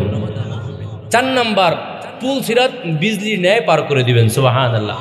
5 নম্বর পুরস্কার, বিনা হিসেবে জান্নাত দান করবেন। কয়টা পুরস্কার? জোরে বলেন, পুরস্কার কয়টা? 5 পুরস্কার। মুখস্থ আছে সবার? এখন যদি মনে করেন চলে দেয়গা, তাহলে কালকে সকালে কবে হুজুর তো 5টা পুরস্কারের কথা বললো, কিন্তু অত মুখস্থ নাই। কথা ঠিক না ঠিক? এক ঘটনা শুনছিলাম মুরব্বীদের কাছ থেকে, আমি এগুলো পারিও না, কিন্তু আমার মনে হয় ঘটনাটা বানোয়াট, কিন্তু যদিও বানোয়াট ঘটনা, কিন্তু এর মধ্যে শিক্ষণীয় আছে। যেমন এক বক্তা নাকি আসছে, খুব ভালো করে বয়ান করছে পর্দার বিষয় আর সতরের বিষয়, যে খবরদার গিরার উপর কাপড় উঠানো যাবে না। গিরার উপর কাপড় উঠাইলে গুনাহে কবিরা না সগিরা? জোরে বলেন, কবিরা। তো হুজুর সবার কাছ থেকে ওয়াদা নিছেন যে ভাই যেভাবে বুঝাইলাম আজকের পর থেকে আর কেউ গিরার উপর কাপড় উঠাবো না। মানতে রাজি আছেন কারা কারা? সবাই হাত তুলছে। তো যারা হাত তুলছে তাদের মধ্যে এক ব্যক্তি ছিল দাদা, যারা নাতিকে নিয়ে আসছে ওয়াজ শুনতে। দাদায় যখন হাত তুলছে, নাতি টেরায়া তাকায়, রে আমার দাদায় হাত তুলছে। আমার দাদা তো হাল চষে কাঁচা দিয়া, প্রত্যেকদিন হাল চষে, তাহলে আমার দাদাই কিভাবে হাত তুললো? যাক, কিছু বলবো না। তাহলে মনে হয় দাদায় আজকে থেকে আর কাঁচা দিবে না। ওয়াজ শেষ, যখন বাড়িতে যাবে খালের উপরে যাওয়া লাগবে, ব্রিজও নাই, শাখাও নাই, কিচ্ছু নাই, চারও নাই, যাইবে কেমনে? আস্তে আস্তে গিরার উপর লুঙ্গি উঠাই দিছে। যখন উঠাইতেছিল তখন এই নাতি বলতেছে, দাদা কি করো? এইমাত্র যে হুজুরের সাথে ওয়াদা করে আসলো কে, এখন কাপড় উঠাও কেন? তো দাদাই বলতেছে, এই নাতি, ওয়াজ যে শুনছো আর ওয়াদা যে করছি এটা কোথায়, খালের এপার না ওপার? তো নাতি যে কয়, ওয়াজ তো এপার শুনছি। তো ওয়াজ এপার শুনলে এপারই রাখো, ওপার নেয়ার দরকার নেই। নাউজুবিল্লাহ পড়ে। এই ঘটনা বাস্তব কিনা জানি না, তবে এই ঘটনার সাথে আমাদের জীবনের সাথে মিল আছে না নাই? জোরে বলেন, আছে না নাই? দাদাই তো বলে ফেলছে, কিন্তু আমরা সারা রাত ওয়াজ শুনি। সকালবেলা সন্ধ্যা যাওয়ার পরে যদি বুড়ি জিগায়, এই যে 3-4 ঘন্টা ওয়াজ শুনে আসলেন, কি শিখলেন বলেন তো? কত কিছু মনে থাকে নাকি? এখন বুড়ো হয়ে গেছি না? কথা ঠিক না বে ঠিক? মনে থাকবে না কেন? মুখস্থ করে নেই না, এজন্য মনে থাকে না। জোরে কোন ঠিক না বে ঠিক? কাজে আমরা আজকে হলেও একটু কষ্ট হলেও মাত্র 5টা মিনিট আপনাদেরকে কষ্ট দেব। এই 5 মিনিটের মধ্যে 5 ওয়াক্ত নামাজের 5টা পুরস্কার মুখস্থ করতে রাজি আছেন ইনশাআল্লাহ? এরপরে আমরা নিয়ে যাব। বলেন 5 ওয়াক্ত নামাজের পুরস্কার কয়টা? 1 নাম্বার পুরস্কার রিজিক। জিকির দিয়ে বলেন সবাই আমার সাথে, 1 নাম্বার পুরস্কার রিজিক, সবাই বলেন। 2 নাম্বার পুরস্কার ইমানি মৃত্যু, কবর আযাব মাপ। 2 নাম্বার পুরস্কার ইমানি মৃত্যু, কবর আযাব। 2 নাম্বার পুরস্কার ইমানি মৃত্যু, কবর আযাব। মা বোনরা যারা আছেন তারাও মুখস্থ করেন, আবার শুনেন। 1 নাম্বার পুরস্কার রিজিক। উত্তম আর কিছু কোয়া লাগবে না, শুধু রিজিক বললেন তাইলেই হবে। 1 নাম্বার পুরস্কার। 2 নাম্বার পুরস্কার ইমানি মৃত্যু, কবর আযাব মাপ। 3 নাম্বার পুরস্কার আমল নামা ডান হাতে। এই তো 3টা হয়ে গেছে। 1 নাম্বার রিজিক, 2 নাম্বার ইমানি মৃত্যু, কবর আযাব, 3 নাম্বার পুরস্কার আমল নামা, 4 নাম্বার পুলসিরাত। জোরে জোরে জোরে। তাহলে 1 number, 2 number, 3 number, 4 number, 5 number বিনা হিসেবে জান্নাত। মাশাআল্লাহ। এবার আমি একটু বলি, আপনারা শুনেন, এরপরে আপনাদেরটা শুনবো সবক। 1 নাম্বার, নবীজি বলেছেন যেই ব্যক্তি 5 ওয়াক্ত নামাজ ঠিক মতো আদায় করবে, আল্লাহ পাক তাকে 5টা পুরস্কার দান করবেন। 1 নাম্বার রিজিক, 2 নাম্বার ইমানি মৃত্যু, কবর আযাব মাপ, 3 নাম্বার আমল নামা ডান হাতে, 4 নাম্বার পুলসিরাত পার, 5 নাম্বার পুরস্কার বিনা হিসেবে জান্নাত। দেখি তো কার কার হয়েছে। আল্লাহু আকবার। এখনো তো অনেকের বাকি আছে। হাত নামান। সবাইকে না হয়ে যাব না ইনশাআল্লাহ। শোনেন ভালো করে। 1 নাম্বার পুরস্কার রিজিক, 2 নাম্বার পুরস্কার ইমানি মৃত্যু, কবর আযাব, 3 নাম্বার পুরস্কার আমল নামা, 4 নাম্বার পুরস্কার পুলসিরাত, 5 নাম্বার পুরস্কার বিনা হিসেবে। এইবার কার কার হয়েছে দেখি। আল্লাহু আকবার। মাশাআল্লাহ, সবার হয়ে গেছে। তাহলে অল্প একটু জিনিস খেয়াল করলাম, 2 মিনিট 3 মিনিট খেয়াল করলাম, এই জিনিসটা মুখস্থ হয়ে গেছে। এখন যদি বুড়ি জিজ্ঞাসা করে, বলা যাবে কি যাবে না? জোরকান যাবে কি যাবে না? শুধু বলা যাবে, ওয়াজ করবেন বুড়ি শোন আর ঘুমবাত শোনো, ভালো করে ওয়াজ শিক্ষা আসছি, 5 ওয়াক্ত নামাজ পড়তে হবে, এই পুরস্কার পারবেন ইনশাআল্লাহ। আমার মনে হয় আর একটু বাড়ায়া বলি, সেটা হলো, আপনি যদি একজন বাবা হিসেবে আপনার মেয়ের হাত ধরেন, আপনি স্বামী হিসেবে আপনার স্ত্রীর হাত ধরেন, সন্তান হিসেবে মায়ের হাত ধরেন, ভাই হিসেবে বোনের হাত ধরে বলেন, শোনো বোন, শোনো মা, শোনো স্ত্রী, শোনো মেয়ে, এই যে 5টা পুরস্কারের কথা হুজুররা বলেছেন, মুখস্থ করে নিয়ে আসছি। আজকে থেকে আমি এবং তোমাদেরকেও বলছি, আর কোনোদিন নামাজ ছাড়বো না। আমার মনে হয় আপনি বললে যেই পরিমাণ ফায়দা হবে, 1 লক্ষ টাকা দিয়ে বক্তা আনলেও ওই পরিমাণ ফায়দা হবে না। জোরে কোন ঠিক না বেঠিক? কাজে এই ওয়াজ আজকে এই খালের এপার রাখবেন না ওপার নিবেন? নিবেন তো ইনশাআল্লাহ? কারা কারা নিবেন দেখি তো? আল্লাহু আকবার। আল্লাহ তাআলা আমাদের সবাইকে তৌফিক দান করুক। হাত নামান। তাহলে 1 নম্বর বলছিলাম রিজিক। দেখেন আল্লাহ পাক রব্বুল আলামিন, ওয়াজ কিন্তু শেষ, বাকি এই 5টা জিনিস দেখায় ইনশাআল্লাহ আমি আমার আলোচনা শেষ করব। হাদিস থেকে বলছি। রিজিক। এক মহিলার 2টা সন্তান ছিল। মহিলা হিন্দু, তার সন্তানও হিন্দু, 2জনই বিয়ে করছে, উভয়ের বাচ্চা কাচ্চা হয়েছে। একজন সন্তান মুসলমান হয়ে গেছে। সুবহানাল্লাহ। যেই মুসলমান হয়েছে, বাপে যখন জানতে পারছে যে আমার এই পোলা, ছোট পোলাটা, সে নিজে, তার বিবি, তার পোলাপান নিয়ে সবাই মুসলমান হয়ে গেছে, বাবায় রাগ হয়ে ত্যাজ্যপুত্র করে দিয়ে আসতে এলাকা থেকে বের করে দিয়েছে। এই মুসলমান নবমুসলিম সন্তানটা, যুবকটা, তার স্ত্রী, তার সন্তানদেরকে নিয়ে একটা মুসলমান জনবসতি গিয়ে সেখানে থাকতে লাগলো। যখন থাকতে লাগলো, 1 দিন 2 দিন 3 দিন যাওয়ার পরে হঠাৎ করে চাউল শেষ, খাবারের টাকা নাই, কিচ্ছু নাই। আপনাদের কষ্ট হচ্ছে ভাই? কিছুই নেই। তো বিবি বলছেন স্বামীকে, স্বামী মুসলমান তো হইলাম, তো টাকা পয়সা কিছুই নাই, এখন খাবো কি? মুসলমান যুবক বলছে, বিবি তোমার টেনশন করা লাগবে না, যেই আল্লাহর জন্য ইসলাম ধর্ম গ্রহণ করেছি আমাদের রিজিকের মালিক সেই আল্লাহ। ঠিক না ঠিক? কথা বলার পরে বৃহস্পতিবার রাতেই কথা বলছে, জুমার দিনে জুমার নামাজ পড়তে গেছে। যখন জুমার নামাজ পড়তে গেছে হুজুরে বয়ান দিছে কোনটা, যেটা আমি বললাম, কি 5 ওয়াক্ত নামাজ আদায় করলে পুরস্কার কয়টা? 1 নাম্বার পুরস্কার রিজিক। যখন ওই মুসলমান প্রথম নবমুসলিম শুনছে যে 5 ওয়াক্ত নামাজ আদায় করলে রিজিক পাওয়া যাবে, তাহলে তো আমার রিজিকের ব্যবস্থা আল্লাহ পাক করেই দিবেন। সুবহানাল্লাহ। নামাজ শেষ করে বুকটা ফুলাইয়া স্ত্রীর কাছে গেছে, বিবি কি কোনো টেনশন করা লাগবে না, চাকরি পেয়ে গেছে। সুবহানাল্লাহ পড়েন। আরে আগামীকাল সকাল থেকেই আমার জয়েন, আল্লাহু আকবার পড়েন। ঠিক আছে বিবি শোনো, যেই চাকরি পাইছি আমার যে মহাজন, আমার মালিক অনেক বড়, অনেক বড়। এ কথা বলার পরে বিবি বলছেন, যাক আলহামদুলিল্লাহ, আল্লাহ পাক সর্বশেষ একটা ব্যবস্থা করছেন, আমাদের ছেলে সন্তানকে নিয়ে খেয়ে পরে বাঁচতে পারবো। তো স্বামী গেছে সকালবেলা ফজরের আগেই উজু টুজু করে গেছে মসজিদে নামাজ পড়তে। ফজর পড়ছে, জোহর পড়ছে, আসর পড়ছে, মাগরিব পড়ছে, এশা পড়ছে, আসছে চাকরি করে আসছে। আসার পরে বিবি বলছেন, কই আপনি যে চাকরি করে আসছেন, চাল টাল কিছুই তো নিয়ে আসেন নাই, কই খাওয়ান কই? তো বলতেছে, বিবি তোমাকে তো কালকেই বললাম, যেই মালিকের চাকরি আমি পেয়েছি সেই মালিক সাধারণ কোনো মালিক না, উনি অনেক বড় মালিক। সুবহানাল্লাহ। আমার মতো ছোট মজদুর ব্যক্তি দুই এক দিনের মজুরি দেওয়ার মতো সময় তার কাছে আছে, টেনশন করো না, 2-3 দিন যখন হবে আমার টাকা এমনি দিয়ে দিবি। সুবহানাল্লাহ। দ্বিতীয় দিন গেছে, ফজর জোহর আসর মাগরিব এশা সব পড়ে এশার সময় আসছে। বিবি বললেন, কই টাকা পয়সা কোথায়, খাওয়ান দাওয়ান কোথায়? তো বলেন, আমি বললাম না যে আমার মালিক অনেক বড়, দিবে, তোমার সমস্যা নেই। 3 দিন পার হয়ে গেছে, তৃতীয় দিনে এই কথা। চতুর্থ দিন যখন এই ব্যক্তি ডিউটিতে গিয়েছে, কলেজে আপনার অফিসে গিয়েছে, এদিক দিয়ে এক ব্যক্তি তার বাসায় খাবার দিয়ে গিয়েছে। যাই হোক, পরে সুবহানাল্লাহ পড়ে ফজর পড়ছে, জোহর পড়ছে, মাগরিব পড়ছে, ঈশা পড়ছে, 5 ওয়াক্ত নামাজ, আসর পড়ছে, মাগরিব পড়ছে, ঈশা পড়ছে, এই সব পড়ে যখন বাড়িতে আসছে, ঘরে ঢোকার আগেই এই যুবক যে মুসলমান হয়েছে, ঢোকার আগেই দেখে নাকের মধ্যে কোরমা পোলাওর ঘ্রাণ। এখন 1 পাও সামনে দেয়, 3 পাও পিছনে দেয়। আমি তো টাকা পয়সার ব্যবস্থা করতে পারি নাই, আমার বিবি কি অন্য কোনো মানুষের বাড়িতে কাজবাজ করে ঘর মুছে ঝাড়ু দিয়ে রান্না বান্না করে দিয়ে খাবারের ব্যবস্থা করলো, আমি স্বামী হিসেবে এই ব্যক্তি ঘর কেমনে খাবার খাই? 1 পাও আগায় তো 3 পাও পিছায়। হঠাৎ করে হিম্মত করে বিসমিল্লাহ বলে ঢুকে গিয়েছে। যখন ঘরের মধ্যে ঢুকে গেছে তখন দেখে উন্নত মানের কিছু পাতিল, উন্নত মানের প্লেট, উন্নত মানের খাবার। স্ত্রী বলছে, তাড়াতাড়ি আপনি হাত ধুয়ে আসেন, খাবার খাইতে হবে। এখন ভয়ে ভয়ে জিজ্ঞেস করছে, তুমি খাবার পাইলে কোথায়? তো বিবি বলছে, আপনি আমার সাথে মস্কারি করেন।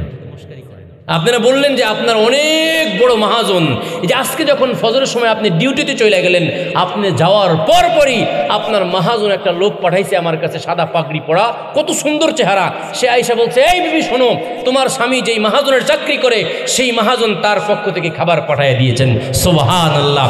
এবার যুবক বুক ফুলে কাঁদতেছে, হায় হায়, নবীজি মুহাম্মদুর রাসূলুল্লাহর কথাই সত্য, আমার ইমাম সাহেব যেটা বলেছে সেটাই সত্য। বিবি ভালো করে শোনো, কিসের সাতার চাকরি, কোনো চাকরি আমি পাই নাই।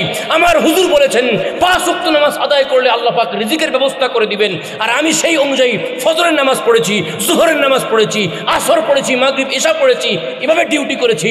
আমার যে ডিউটি, সেই ডিউটির নাম হলো নামাজ।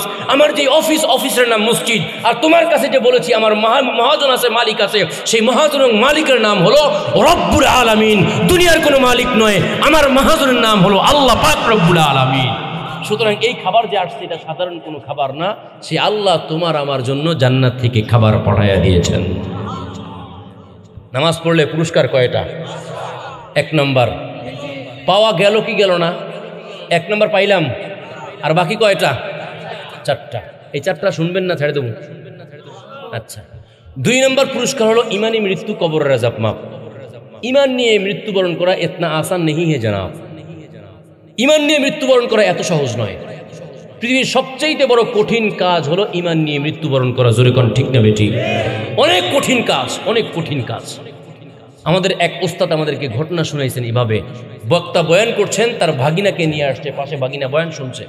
এই বয়ান করতে করতে এর মধ্য দিয়েই ভাগিনার মৃত্যু যন্ত্রণা শুরু হয়ে গেছে। চোখ উল্টায় যাচ্ছে, জিহ্বা বের হয়ে যাচ্ছে, কঠিন পরিস্থিতি। সবাই ভাবছে মারা যাবে। ওনাকে ভিতরে নিয়ে গেল হলো। হুজুর যখন বয়ান শেষ করে ওখানে গিয়েছে, তখন যাওয়ার পরে দেখে ভাগিনা মরে নাই, আল্লাহর রহমতে ভাগিনা পরিপূর্ণ সুস্থ হয়ে গিয়েছে। জিজ্ঞেস করলেন, ভাগিনা তোমার কি অবস্থা? উনি বললেন যে মামা আলহামদুলিল্লাহ এখন তো সুস্থ।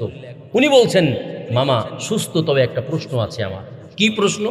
প্রশ্ন হলো এই, মানুষ যখন ইন্তেকাল করে, মৃত্যুবরণ করে, তখন মানুষকে শয়তান ধোঁকা দেয়?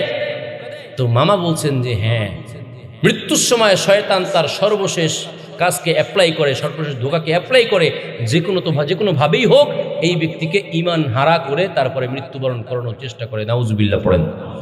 এইবার ভাগিনা বলছেন, মামা যেটা বলছেন সেটাই সত্য। কি? আমি যখন মরে যাব, লোকজন যখন এখানে এনে আমাকে শোয়াইছে, আমি দেখলাম আমার ওই বাবা, যেই বাবা আজ থেকে 12 বছর আগে ইন্তেকাল করেছে, সেই বাবা আমি দেখলাম যে আমার ডান পাশে বসে, আর যেই মা আমার আজ থেকে 8 বছর আগে ইন্তেকাল করেছে, উনি আমার বাম পাশে বসা। এই দুইজনে বসে আমাকে বলছে, সন্তান শোন, তোমার বাবা আর আমি তোমার মা, এই দুইজনে মিলেই দুনিয়ায় আনার মাধ্যম আমরা দুইজন। সুতরাং আমাদের চাইতে বড় হিতাকাঙ্ক্ষী ব্যক্তি তোমার জন্য আর কেউ নাই।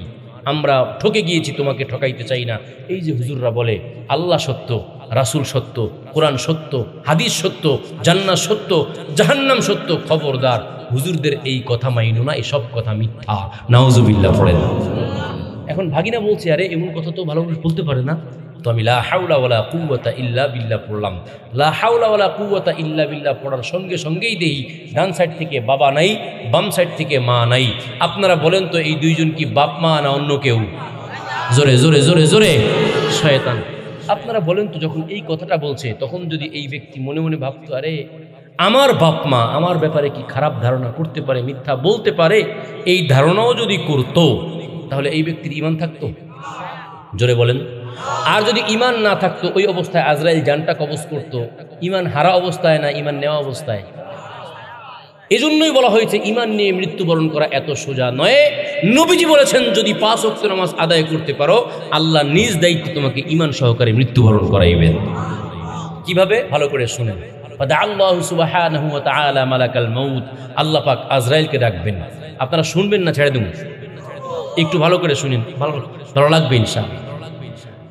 5 ওয়াক্ত নামাজ আদায়কারী ব্যক্তির যখন মৃত্যুর সময় আসবে, আল্লাহ পাক আজরাইলকে ডাকবেন আর বলবেন, শোনো আজরাইল, উনজুর ইলাল আরদ, জমিনের দিকে তাকাও। আজরাইল জমিনের দিকে তাকাবে। আল্লাহ বলবেন, ফা ইন্না হাদা আবদি ইয়ামশি আলাল আরদ, যেই বান্দাটা জমিনে হাঁটতেছে এটা আমার খাস বান্দা।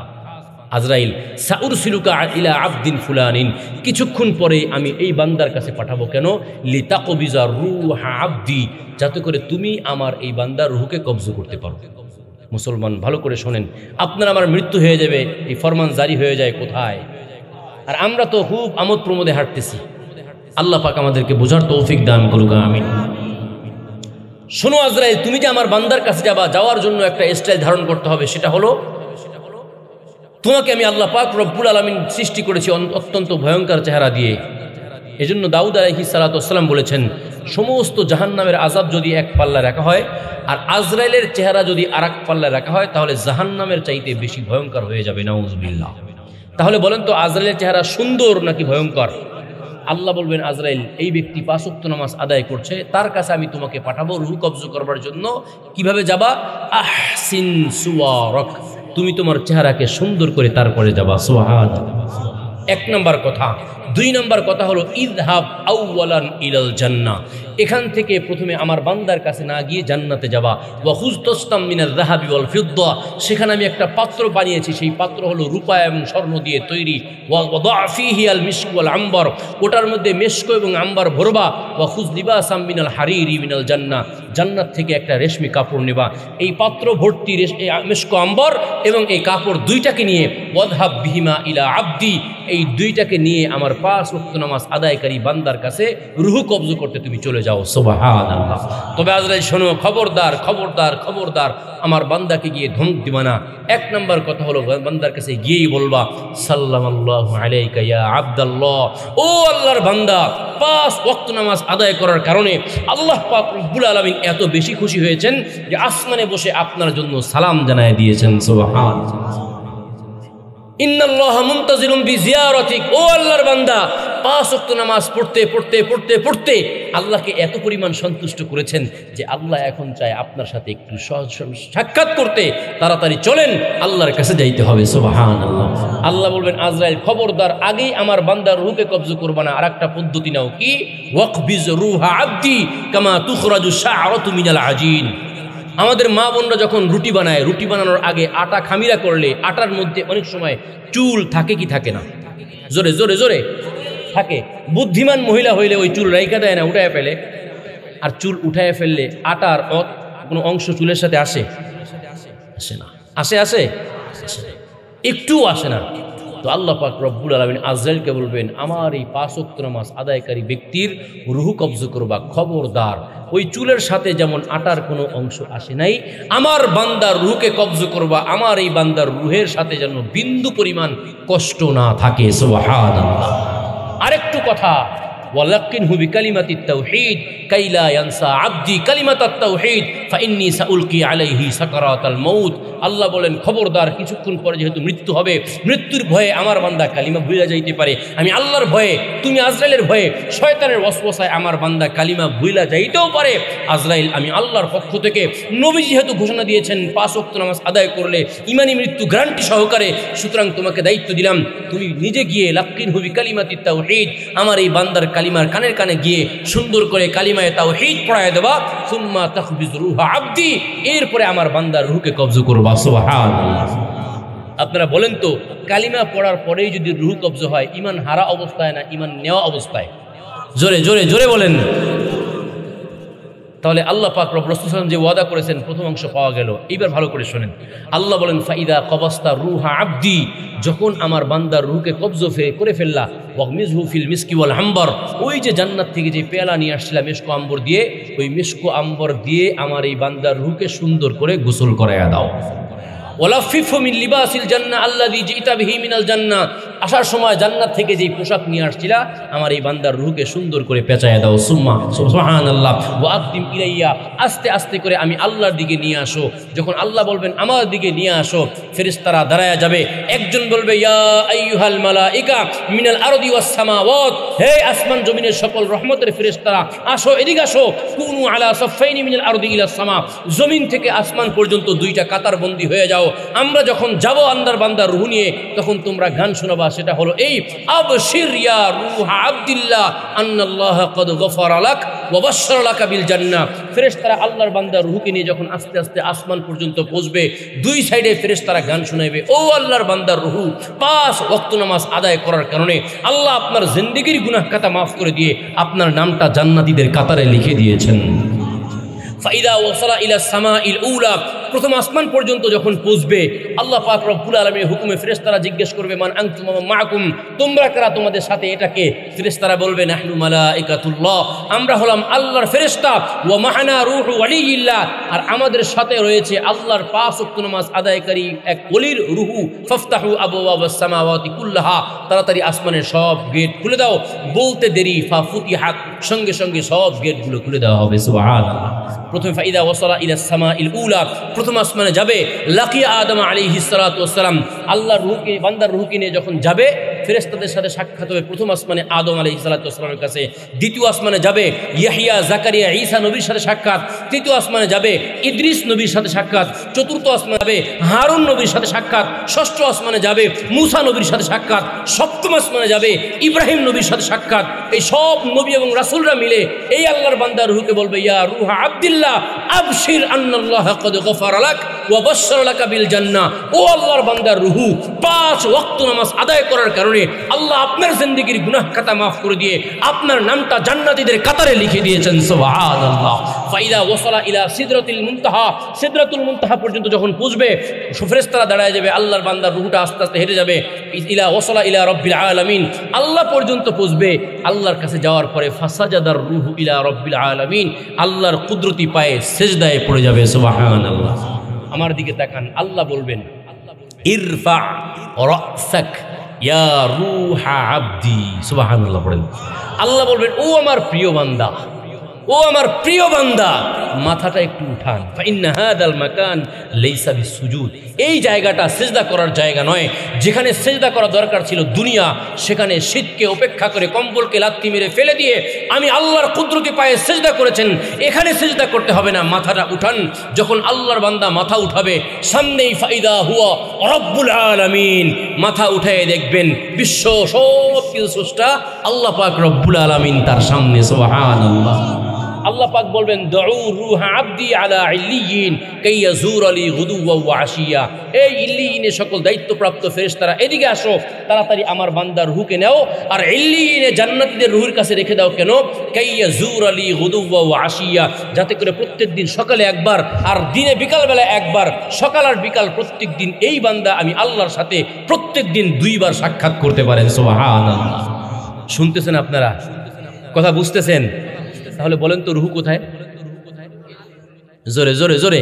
অনেকে আল্লাহর কাছে বলছেন, জান্নাতে বলছেন, ইল্লিয়িনে বলছেন, যে যাই বলুক না কেন ভালো জায়গায় আছে, ঠিক না বেঠিক? আর খাঁচা যেটা, বড়ি কোথায়? জোরে জোরে। আল্লাহ বলবেন ইয়া আইয়ুহাল মালাইকা, এই ফেরেশতার দল, ইযহাবু ইলা জাসাদি আবদি, সবাই তাড়াতাড়ি দৌড়ে গিয়ে আমার এই বান্দার কাছে যাও। ওয়াগাসসিলু ক্বাবলা আইয়ুগাসসিলু, দুনিয়ার সব মানুষগুলো আমার এই বান্দাকে গোসল করাক চাই না করাক, ফালা উবালি, দুনিয়ার মানুষগুলো গোসল করানোর ক্ষেত্রে বরই পাতার গরম পানি, সুগন্ধি সাবান ব্যবহার করুক চাই না করুক, ফালা উবালি, ফরমান আমার একটাই, গাসসিলু ক্বাবলা আইয়ুগাসসিলু, দুনিয়ার মানুষগুলো গোসল করানোর পূর্বে তোমরা জান্নাত থেকে রহমতের পানি নিয়ে আমার এই বান্দার সুন্দর করে গোসল ব্যবস্থা করে দাও। সুবহানাল্লাহ। কাফিনু ক্বাবলা আইয়ুকাফিনু মিন কাফনিল জান্নাহ, তাড়াতাড়ি জান্নাত থেকে কাফন এনে, দুনিয়ার মানুষ আমার এই বান্দাকে কাফন পড়াক চাই না পড়াক, দুনিয়ার মানুষগুলো কাফন পড়ানোর ক্ষেত্রে কম দামি কাপড় ব্যবহার করুক চাই না করুক, ফালা উবালি, আমি আল্লাহ কোনো পরোয়া করি না, ফরমান আমার একটাই, তাড়াতাড়ি জান্নাত থেকে কাপড় এনে আমার এই বান্দার কাফনের ব্যবস্থা করে দাও। সুবহানাল্লাহ। সল্লু ক্বাবলা আইয়ুসল্লু, দুনিয়ার মানুষগুলো আমার এই বান্দার জানাজা পড়ুক চাই না পড়ুক, বড় বড় এমপি মিনিস্টার অনেক বান্দারা আছে, আমার বান্দার জানাজা আসবে না, ফালা উবালি, আমার আল্লাহর কোনো পরোয়া নাই, ফরমান আমার একটাই, জান্নাতের, আসমানের, দুনিয়ার সব জায়গার যত রহমতের ফেরেশতা আছে, এই ফেরেশতাগুলো নিয়ে সুন্দর করে আমার এই 5 ওয়াক্ত নামাজ আদায়কারী ব্যক্তির জানাজার নামাজ তোমরা পড়ে ফেলো। সুবহানাল্লাহ। পড়ে জানাজা যখন পড়া শেষ হয়ে যাবে, লাশ কোথায় নিবে? জোরে কর না কেন কথা? কবরে। যখন মানুষ খাটিয়ে কাঁধে উঠাবে, আল্লাহ পাক রব্বুল আলামিন আপনার কাছে আমার কাছে পয়গাম পৌঁছাবার জন্য ফেরেশতাদেরকে বলবেন ইয়া আইয়ুহাল মালাইকা মাযা ইউরিদুনা বিজাসাদি আবদি, এই ফেরেশতারা আমার এই বান্দার জিসমের সাথে বান্দাগুলো কি করতে চায়? ফেরেশতারা বলবে ইউরিদুনা আইয়ুকবিরু জাসাদ আবদিকা ইয়া রাব্বাল আলামিন ফিত তুরাব, আল্লাহ এই মানুষগুলো চাইতেছে আপনার বান্দাকে আজকে মাটি দিতে।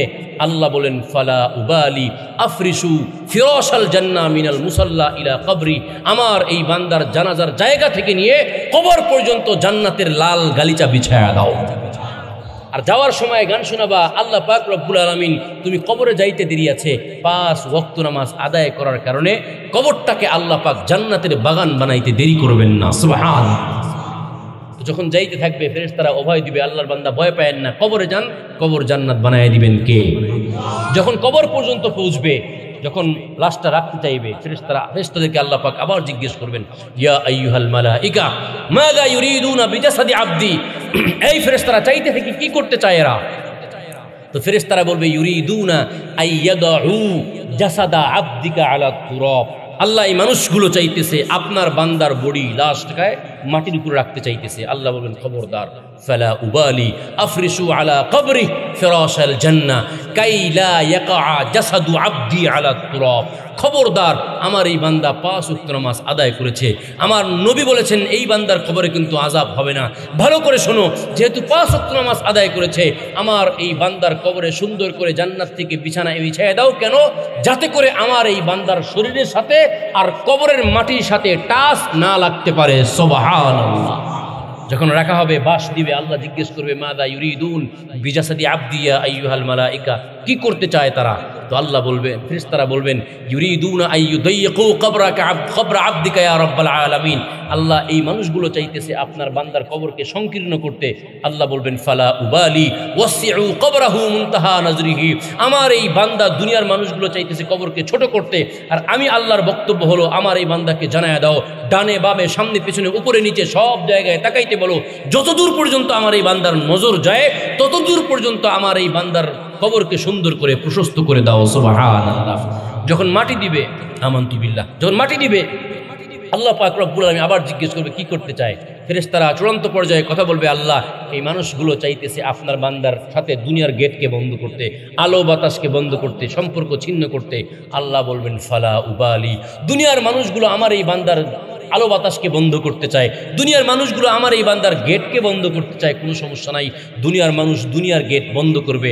আমি আল্লাহ ইফতাহু আবওয়াবাল জান্নাতি কুল্লাহা, তাড়াতাড়ি সুন্দর করে আমার এই বান্দার কবরের সাথে জান্নাতের সব গেটগুলো সুন্দর করে খুলে দাও সুবহানাল্লাহ। ওয়া আরসিলু মিনহা রিহান মুতায়্যাবান, সেখান থেকে সুঘ্রাণ নিয়ে আসো, সেখান থেকে আলো বাতাস নিয়ে আসো সুবহানাল্লাহ। পড়েন যখন কবর দিয়ে মানুষ চলে আসবে, ফাজাআনে মালাকানে, কয়জন ফেরেশতা আসবে? জোরে জোরে জোরে। আয়েশা আইয়ুজলিসানি, আল্লাহর বান্দাকে উঠাবে, আর যখন প্রশ্ন করতে থাকবে আল্লাহ পাক রব্বুল আলামিন জিজ্ঞেস করবে, এই ফেরেশতারা মাযা তুরিদান ইয়া আইয়ুহাল মালায়েকা, এই ফেরেশতা তোমরা দুইজন এখানে কি চাও? ফেরেশতারা বলবে নাহনু নুরিদ আন নাসআলা আবদাকা ইয়া রাব্বাল আলামিন ওয়া যালিকা বিহুকমিক। ও আল্লাহ, আমরা এখানে এসেছি আপনার বান্দাকে প্রশ্ন করতে, আপনার হুকুমেই এসেছি, নিজেরা আসি নাই। আল্লাহ বলবেন সুবহানাল্লাহ, আল্লাহ বলবেন জাররাবতু আবদি ওয়া ওয়াজাদতু কামা আরাদতু। ফেরেশতারা আমার এই বান্দাকে তোমাদেরকে পরীক্ষা করতে হবে না, আমি আল্লাহ আমার এই বান্দাকে পরীক্ষা করে ফেলেছি সুবহানাল্লাহ। তোমাদেরকে পরীক্ষা করতে হবে না। আল্লাহ পাক এই বান্দার সারা জীবনের চিত্রকে ফেরেশতাদের সামনে তুলে ধরবেন। বচপন ने तुझे बरसों खिलाया, जवानी ने आके फिर मजनू बनाया, बुढ़ापे आके फिर क्या क्या सताया, अजल तेरा कर देगा बिल्कुल सफाया, तुझे दून है कि रहो सबसे निराला, ये फैशन निराली है वो जीनत निराला, ये हुस्न जाहिर ने तुझे धोखे पे डाला, जगह जी लगाने का दुनिया नहीं है, ये इबरत की जा है तमाशा नहीं है, कभी अर्श पर कभी फर्श पर, कभी उनके दर कभी दर बदर, गम आशिकी तेरा शुक्रिया मैं कहाँ कहाँ से गुजर गया, कभी रास्तों में तन्हा कभी हो बुरूद सहरा, मैं जुनू का हम सफ़र हूँ मेरा कोई घर नहीं। আল্লাহ পাক রব্বুল আলামিন ফেরেশতাদের চোখে আঙ্গুল দিয়ে বলবেন, শোন ফেরেশতারা, আমার এই বান্দাকে তোমাদের পরীক্ষা করতে হবে না, আমি আল্লাহ পরীক্ষা করেছি। ঘুষের টাকা আমার বান্দার সামনে দিয়েছিলাম, ধরে নেয় আমি আল্লাহর ভয়ে, সুদের টাকা তার সামনে দিয়েছিলাম, ধরে নেয় আমি আল্লাহর ভয়ে, হারাম খানা তার সামনে দিয়েছিলাম, ধরে নেয় আমি আল্লাহর ভয়ে, টাটকা শীতের মধ্যে আজান আমি পৌঁছেছি। আল্লাহ পাক রব্বুল আলামিন আমার এই বান্দা টাটকা শীতের মধ্যে লেপ আর কম্বলকে লাথি মেরে ফেলে দিয়ে একদম কঠিন কনকনে শীতের মধ্যে ঠান্ডা পানি দিয়ে উযু করে সব কিছুকে উপেক্ষা করে আমার এই বান্দা আমি আল্লাহর কুদরতি পায়ে সেজদায় পড়ে গিয়েছে, আমি আল্লাহ পরীক্ষা করেছি। আর পরীক্ষা করার পরে জাররাবতু আবদি ওয়া ওয়াজাদতু কামা আরাদতু, আমার এই বান্দা 100তে 100 পেয়ে পাস করেছে, তোমাদের পরীক্ষা করা লাগবে না সুবহানাল্লাহ। পড়েন ফেরেশতারা বলবে ফামাযা নাফআলু ইয়া রাব্বাল আলামিন, আমরা কি করতাম? তো আল্লাহ বলবেন কুলা লাহু, দুইটাই মিলে আমার এই বান্দাকে বলো নাম কানাউমাতিল আরুস, বাসর রাতে স্বামী স্ত্রী যেমন আরামের সাথে ঘুমায়া যায়, এই বান্দাকে বলো আমার বান্দাও যেন সুন্দর আরামের সাথে ঘুমায়া যায়। ঘুমাইতে দেরি, জান্নাত থেকে নাজ আর নিয়ামত আসতে দেরি নাই। আল্লাহ বলবেন সকল আযাবকে সরায়া দাও, আমার বান্দার কবরটাকে জান্নাতের টুকরা বানায়া দাও সুবহানাল্লাহ। বলেন পুরস্কার কয়টা ভাইয়েরা? 1 নম্বর পুরস্কার, 2 নম্বর পুরস্কার ইমানি মৃত্যু পাওয়া গেছে, কবর আযাব মাপ পাওয়া গেছে। কয়টা পাইছি? বাকি কয়টা শুনবেন না বাদ দিব? আল্লাহ পাক যখন ঘুমাইতে বলবে আল্লাহর বান্দারা ঘুমায়া যাবে। হাদিসের মধ্যে আসছে যেই ব্যক্তি কম ঘুমাবে সেই ব্যক্তি 30,000 বছর ঘুমাবে। আল্লাহু আকবার পড়েন। কত বছর? কত বছর? একটু জোরে জোরে জোরে। একজন মুরব্বী দাঁড়ান বা ইয়ং ব্যক্তি দাঁড়ান, দাঁড়ায় বলেন যে হুজুর 30,000 দরকার নাই, 300 দরকার নাই, 30 ঘন্টা ঘুমাইতে পারবো লাগাতার। কয়জন আছেন দাঁড়ান? আছেন 2-1 জন। মুরব্বীরা লাগাতার 7 ঘন্টা ঘুমাইতে পারবে এমন একজন মুরব্বী দাঁড়ান তো আছে? 2-3 ঘন্টা ঘুমানোর পরে বুড়িকে ডিস্টার্ব করে, ঠিক না ভাই? ঠিক ঘুমাইতে কত বছর ঘুমাইবে কবরে? জোরে জোরে জোরে। 30,000 বছর ঘুমাবে। সুবহানাল্লাহ, কেমন আরামের ঘুম! আল্লাহু আকবার পড়েন। ফাইদা কামাতিল কিয়ামাতু, কিয়ামত যখন কায়েম হয়ে যাবে ফেরেশতারা আসবে। কুম বিইذনিল্লাহ ইয়া আব্দুল্লাহ, কুম বিইذনিল্লাহ ইয়া আব্দুল্লাহ। আল্লাহর বান্দা ওঠেন ওঠেন ওঠেন, আমার দিকে তাকান। আল্লাহর বান্দাগুলো উঠবে, এই 2 আঙ্গুল এমন করে এরকম চোখ ডলতে ডলতে উঠবে। যখন তাদের চোখ সরাবে, হাত সরাবে, সঙ্গে সঙ্গে দেখবেন সামনেই কয়েকজন ফেরেশতা। আল্লাহু আকবার। যখন ফেরেশতারা দেখবে আল্লাহর বান্দার চোখ লাল হয়ে গেছে, আর ফেরেশতাদের দেখার সঙ্গে সঙ্গে আল্লাহর বান্দা রাগান্বিত হয়ে যাবে, এই মিয়া ডাকলা কেন? ফেরেশতারা বলবে আল্লাহর বান্দা রাগ কেন হন? কিয়ামত কায়েম হয়ে গিয়েছে, আল্লাহর ডাকতে বলছে, আমরা ডাকছি নাকি? কুম বিইذনিল্লাহ, আল্লাহর হুকুমে ডাকছি। আপনি রাগ হলেন কেন? রাগ হলেন কেন? আপনারা বলেন তো ঘুমাইছে কত বছর? জোরে জোরে জোরে। ফেরেশতাদেরকে বলছে রাগ হইলাম কেন জানো? মাত্র ঘুমাইলাম, আর আমাদের মাত্র ঘুমানোর তাজা ঘুমটা ভাঙা কেন দিলা, এজন্য রাগ হয়েছি। আল্লাহু আকবার পড়েন। ঘুমাইছে কত বছর? আর হাতেরা কয় কত বছর? মাত্র ঘুমাইছি। তার মানে ঘুমাইবে 30,000 বছর, এটা তো ঠিক, কিন্তু এত গভীর ঘুম হবে টেরও পাবে না যে কখন 30,000 বছর চলে গেছে। ঠিক না বে ঠিক? আল্লাহ পাক আপনাকে আমাকে কবরে যাওয়ার পরে এভাবে ঘুমানোর তৌফিক দান করুক, জোরে কোনা আমিন। তো কি করতে হবে বলো? তো ফেরেশতারা বলবে ইলা আরশির রহমান, চলেন বিচার নেচার হবে, সেখানে যাইতে হবে। ফেরেশতারা বলবে চলেন। তার একটা কথা বলবে আল্লাহর বান্দা, নবীজি বলেছেন সাবআতুন ইউযিল্লুহুমুল্লাহু ফি যিল্লিহি ইয়াওমা লা যিল্লা ইল্লা যিল্লু। কিয়ামতের ময়দানে কোনো ছায়া থাকবে না, একমাত্র আল্লাহর আরশের ছায়া থাকবে। ওই দিন আল্লাহ পাক 7 শ্রেণীর লোকদেরকে ছায়া দিবেন। তার মধ্যে এক শ্রেণী হলো রাজুলুন কলবুহু মুআল্লাকুন বিল মাসাজিদ, যেই ব্যক্তি 5 ওয়াক্ত নামাজ মসজিদে গিয়ে আদায় করছে, অন্তরের সাথে মিল আছে, আল্লাহ পাক রব্বুল আলামিন ওই ব্যক্তিকে আরশের ছায়া নিচে ছায়া দান করবেন। জোরে কোন ঠিক না ঠিক? ফেরেশতারা বলবে আল্লাহর বান্দা 5 ওয়াক্ত নামাজ যেহেতু পড়ছেন, চলেন আপনাদের জন্য আজকে ওখানে একটা সিট আল্লাহ পাক বরাদ্দ দিয়ে দিয়েছেন। সুবহানাল্লাহ। আল্লাহর বান্দারা যাইতে থাকবে ফেরেশতার দিকে সাথে। যখন যাইতে থাকবে হঠাৎ করে গিয়ে পথে গিয়ে হাত ধরবে, এই ফেরেশতারা কি সকালবেলা আমরা নাস্তা খাইতাম দুনিয়ায়, তো আমাদের জন্য হাসরের ময়দানে কোনো নাস্তা নাই? আল্লাহু আকবার। ফেরেশতারা এরকম বড় বড় করে তাকাইবে। আল্লাহর বান্দা বলেন কি? একটু ডানেও তাকান, বামে তাকান। উনজুর ইলা ইয়ামিনিকা ওয়া শিমালিকা, ডানে বামে তাকান একটু। ইয়াউমা ইয়াফিরুল মারউ মিন আখি, কেউ কাউকে চিনছে না। স্বামী স্ত্রী, স্ত্রী স্বামী, সন্তান মা, মা সন্তান, কেউ কাউকে চিনছে না। সবাই সবার কাছ থেকে পলায়ন করছেন। নবীজি বলেন কাআন্নী আনজুরু আখি মূসা, কেমন যেন আমি আমার ভাই মূসাকে দেখছি। মুতালাফফিফুন বিউমুদিল আরশ, আল্লাহ পাক রব্বুল আলামিনের আরশের দিকে এই কিয়ামতের ময়দানে ভবভূত দেখে বলবে আল্লাহ ইন্লা আসআলুকা উখতি, আমি আজকে আমার বোন চাই না। ওয়ালা আসআলুকাল ইয়াউমা উম্মি, আমি আমার মায়ের কথাও বলতে চাই না। আমি মূসা নবী বলি আল্লাহুম্মা নাফসি নাফসি, আল্লাহ আমাকে বাঁচান, আমাকে বাঁচান। এই কঠিন মুহূর্ত চলতেছে। আল্লাহর বান্দারা আপনারা নাস্তার কথা বলেন, আল্লাহ ফেরেশতাদেরকে বলবেন খবরদার আমার এই বান্দাকে নৈরাশ করবে না। আমি আল্লাহ বলেছিলাম লা তাকনাতু মির রাহমাতিল্লাহ, রহমত থেকে নৈরাশ হওয়া যাবে না। আখবিরলি ইবাদি, আমার বান্দাগুলোকে জানাই দেন জাআলাল্লাহু ফুতুরাকুম তাহতা আরশির রহমান, এই কঠিন কিয়ামতের ময়দানেও আরশের ছায়ার নিচে আল্লাহ পাক আপনাদের জন্য নাস্তার ব্যবস্থা করে দিয়েছেন। যাইতে থাকবে। আবার একটু যায় বলবে আল্লাহর বান্দা, আল্লাহ যে ফেরেশতা আমাদেরকে খাওয়াবে, নাস্তা করাবে, কি দিয়ে নাস্তা হবে? ফেরেশতারা কবে আপনারা তো খুব বেহায়া আছেন, দেখতেছি কঠিন পরিস্থিতি চলতেছে, এত আল্লাহ পাক দয়া করে আপনাদেরকে দিল, আবার জিজ্ঞেস করেন কি নাস্তা লাগবো? আল্লাহ পাক আবার বলবেন এই ফেরেশতারা আমার এই বান্দাগুলোকে ধমক দিবা না, আমার বান্দাগুলোকে জানায় দাও জাআলাল্লাহু ফুতুরাকুম মিন কাবিদি সামাকিল জান্নাহ ওয়া মিন খুবজিল জান্নাহ, আমার এই বান্দাগুলোর জন্য আমি আল্লাহ পাক রব্বুল আলামিন যে খাবারের ব্যবস্থা করেছি সেটা হলো জান্নাতের মাছের কলিজা ভুনা এবং জান্নাতের স্পেশাল রুটি দিয়ে তাদের জন্য আরশের ছায়ার নিচে ব্যবস্থা করে দিয়েছি। সুবহানাল্লাহ। আল্লাহর বান্দা খাইতে থাকবে। খাওয়া যখন শেষ, পুরস্কার কয়টা মনে আছে তো? 1 নাম্বার পুরস্কার, 2 নাম্বার পুরস্কার, 3 নাম্বার পুরস্কার। জোরে জোরে জোরে। খাওয়া যখন শেষ, ফাআম্মা মান উতিয়া কিতাবাহু বিয়ামিনি, এই মুহূর্তে কঠিন ছোট্ট চিকন আরামদায়ক এক আওয়াজ আসে, সুঘ্রাণযুক্ত এক আওয়াজ আসে, উড়ে উড়ে সুন্দর করে বাঁশির সুরের মতো আল্লাহর এই বান্দার হাতে, ডান হাতে আমলনামাটা চলে আসবে। 3 নাম্বার পুরস্কার পাওয়া গেছে। যখন পাবে, আমার দিকে খেয়াল করে, যখনই পাবে এই আল্লাহর বান্দার ভাবটা বেড়ে যাবে, চিল্লাইবে হাউ মুকরাউ কিতাবিয়া, এই হাসরবাসী আসো আসো আসো, দেখো দেখো দেখো, আমার নবী বলেছিলেন 5 ওয়াক্ত নামাজ আদায় করলে আল্লাহ পাক তার আমলনামা ডান হাতে দিবে। আইন্নী জানান্তু আন্নী মুলাকিন হিসাবিয়া, আমি জানতাম একদিন আল্লাহর সামনে দাঁড়াইতে হবে, এজন্য কঠিন শীতের মধ্যেও 5 ওয়াক্ত নামাজ ছাড়াই নাই। আসো দেখো দেখো, আল্লাহ পাক রব্বুল আলামিন আমার ডান হাতে আমলনামা দান করে দিয়েছেন। সুবহানাল্লাহ। যখন এমন করতে থাকবে, ফেরেশতারা বলবে আল্লাহর বান্দা এখানে না খাইলেন, আগে যাইতে হবে না, জান্নাতে যাইতে হবে, চলেন দৌড়ে আল্লাহর বান্দা দৌড় মারবে। কোরআনে কারীমের মধ্যে নূরুহুম ইয়াসআ বাইনা আইদিহিম ওয়া বিআইমানিহিম, তাদের ডানে সামনে পিছনে সব জায়গার নূর থাকবে, ছোটাছুটি করবে। অন্য ফেরেশতারা অন্য মানুষরা জিজ্ঞেস করবে এরে কারা, তো অন্য ফেরেশতারা বলবে এরা হলো উম্মতে মুহাম্মাদের ওই লোক যারা 5 ওয়াক্ত নামাজ আদায় করেছে। সুবহানাল্লাহ। দৌড়ে একদম পুলসিরাতে ঘুরে আসবে। এই পুরস্কার ছিল কয়টা?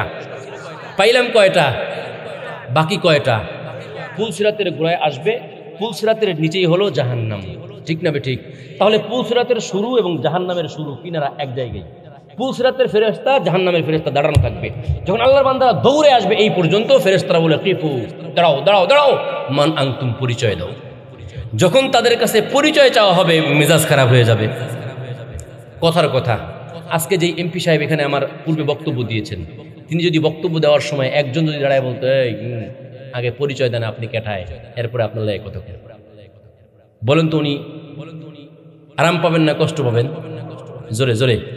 উনি কিচ্ছু বলবেন না, আরেকজনে মাইক নিয়ে বলবেন শুনেন ওনাকে চিনেন না, উনি অমুক অমুক অমুক অমুক অমুক এই এলাকার সাবেক এমপি, এই হলো ওনার পরিচয়। এরপরে যদি তুমি এই এলাকার লোক হয়ে না চিনে থাকো তাহলে স্টেজের পিছনে আসো, ডক করে পরিচয় করাই দেয়, মানে জোরে কোন ঠিক তবে ঠিক। এই এলাকায় থাকো আর ওনাকে চেনো না, এটা হয় কেমনে? আল্লাহর বান্দারগুলো এরকম মেজাজ খারাপ হয়ে যাবে, আমাদেরকে চেনো না আমরা কারা, আমাদেরকে চেনো না আমরা কারা, পরিচয় লাগবে। তো ল পরিচয়, আমরা হলাম এমন নবীর উম্মত যেই নবীকে সৃষ্টি না করলে তোমাকে সৃষ্টি করা হতো না। সুবহানাল্লাহ। আমরা এমন নবীর উম্মত যেই নবী জান্নাতে যাওয়ার আগে সকল নবী একটাও জান্নাতে যাইতে, একজনও জান্নাতে যেতে পারবে না। আমরা এমন নবীর উম্মত যেই নবীর উম্মত জান্নাতে যাওয়ার আগে কোনো নবীর উম্মত জান্নাতে যাইতে পারবে না।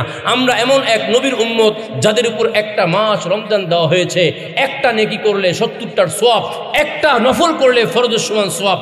আমরা এমন এক নবীর উম্মত যেই উম্মতকে একটা রাত দেওয়া হয়েছে, যেই রাতে ইবাদত করলে হাজার হাজার চাইতে বেশি মাস, দিনের রাতের চাইতে ইবাদত করলে বেশি সওয়াব হয়ে যায়। আমাদেরকে চিনো না আমরা কারা? আমরা হলাম ওই নবীর উম্মত। নবীজি বলেছেন 5 ওয়াক্ত নামাজ আদায় করলে পুরস্কার 5টা। আমরা হলাম তারা, রিজিক পেয়েছি, ইমানি মৃত্যু পেয়ে কবর আযাব মাপ পেয়েছি, আমল নামা ডান হাতে পেয়েছি, দেখো আমল নামা। আর 5 নাম্বার পুরস্কার হিসেবে তোমাকে পাড়ি দিতে চাই। এরপরে ফেরেশতারা বলবে আপনাদের চিনে ফেলছি, ইয়াকফি লাকুম, আর পরিচয় দিতে হবে না, আপনাদেরকে চিনে ফেলছি। তবে শোনেন, আপনারা এই পুলসিরাতের উপর দিয়ে যাবেন, এত দূরে যাবেন, যাওয়ার সময় আস্তে আস্তে যাবেন না। এই মিয়া দুনিয়ায় তো আপনারা ছিলেন, বিজলি মারছে, বিজলি মারতে কয় সেকেন্ড সময় লাগছে? বলে 1 সেকেন্ড 2 সেকেন্ড, এতটুকু সময় নিয়ে এপার থেকে ওপারে চলে যাবেন। ফেরেশতা এই কথা বলে চোখের চাপড়ি মারবে, যখন খুলবে তাকায় দেখবে সামনে নাই, ঘাটটা ঘুরায় দেখবে আল্লাহর বান্দাগুলো এপার থেকে ওপারে চলে গেছে। কয় নাম্বার পুরস্কার? 4 নাম্বার পুরস্কার। বাকি কয়টা? 4 নাম্বার পুরস্কার পাওয়ার আগে, 5 নাম্বার পুরস্কার পাওয়ার আগে ফেরেশতারা রাখবে। আল্লাহ বলেন ওয়াসিকাল্লাযীনা তাকাউ রাব্বাহুম ইলাল জান্নাতি যুমারা হাত্তা ইযা জাউহা ফুতিহাত আবওয়াবুহা ওয়া ক্বালা লাহুম খাযানাতুহা সালামুন আলাইকুম তিবতুম ফাদখুলুহা খালিদিন। আসেন আল্লাহর বান্দারা আসেন, 5 ওয়াক্ত নামাজ আদায় করেছেন, নবীজি বলেছেন 5 পুরস্কার পাবেন। রিজিক আপনারা পেয়েছেন, ঈমান ও মৃত্যু পেয়ে কবর আযাব মাফ পেয়েছেন, আমল নামা ডান হাতে পেয়েছেন, পুলসিরাত বিজলির ন্যায় পার হয়ে এপারে এসেছেন। 5 ওয়াক্ত নামাজ আদায় করার জন্য 5 নাম্বার পুরস্কার পাবার আগে আল্লাহর পক্ষ থেকে আমরা আপনাদেরকে সুন্দর করে সালাম জানাইয়া দিলাম, ফাদখুলুহা খালিদিন। এই যে স্বর্ণ দিয়ে তৈরি, এই যে রূপা দিয়ে তৈরি, এই যে ইয়াকুত পাথর দিয়ে তৈরি এত সুন্দর একটা গেট, এটা সাধারণ কোনো গেট না, এটাই হলো জান্নাতের গেট। নামাজ পড়ার কারণে 5 নাম্বার পুরস্কার হিসেবে চিরস্থায়ীভাবে, মালিকানা সূত্রে চিরস্থায়ীভাবে আর কোনোদিন বের হতে হবে না, বিনা হিসেবে আজকে সুন্দর করে জান্নাতের মধ্যে ঢুকে যান। সুবহানাল্লাহ। পুরস্কার কয়টা পাওয়া গেল? পাওয়া গেল কি গেল না? তাহলে এই 5 পুরস্কার পাওয়ার জন্য আজকে থেকে নামাজ পড়বেন কারা কারা? আল্লাহু আকবার। আল্লাহ তাআলা তৌফিক দান করুক, হাত নামান। তাহলে বলেছিলাম জান্নাতে যাওয়ার জন্য নবীজিকে আমাদেরকে 2 ভাবে অনুসরণ করতে হবে, সূরত এবং সিরাত। নবীজির 2টাই অনুসরণ করতে হবে। একটা হলো আমরা দাড়ি রাখবো, আর একটা হলো আমরা নামাজ পড়ব।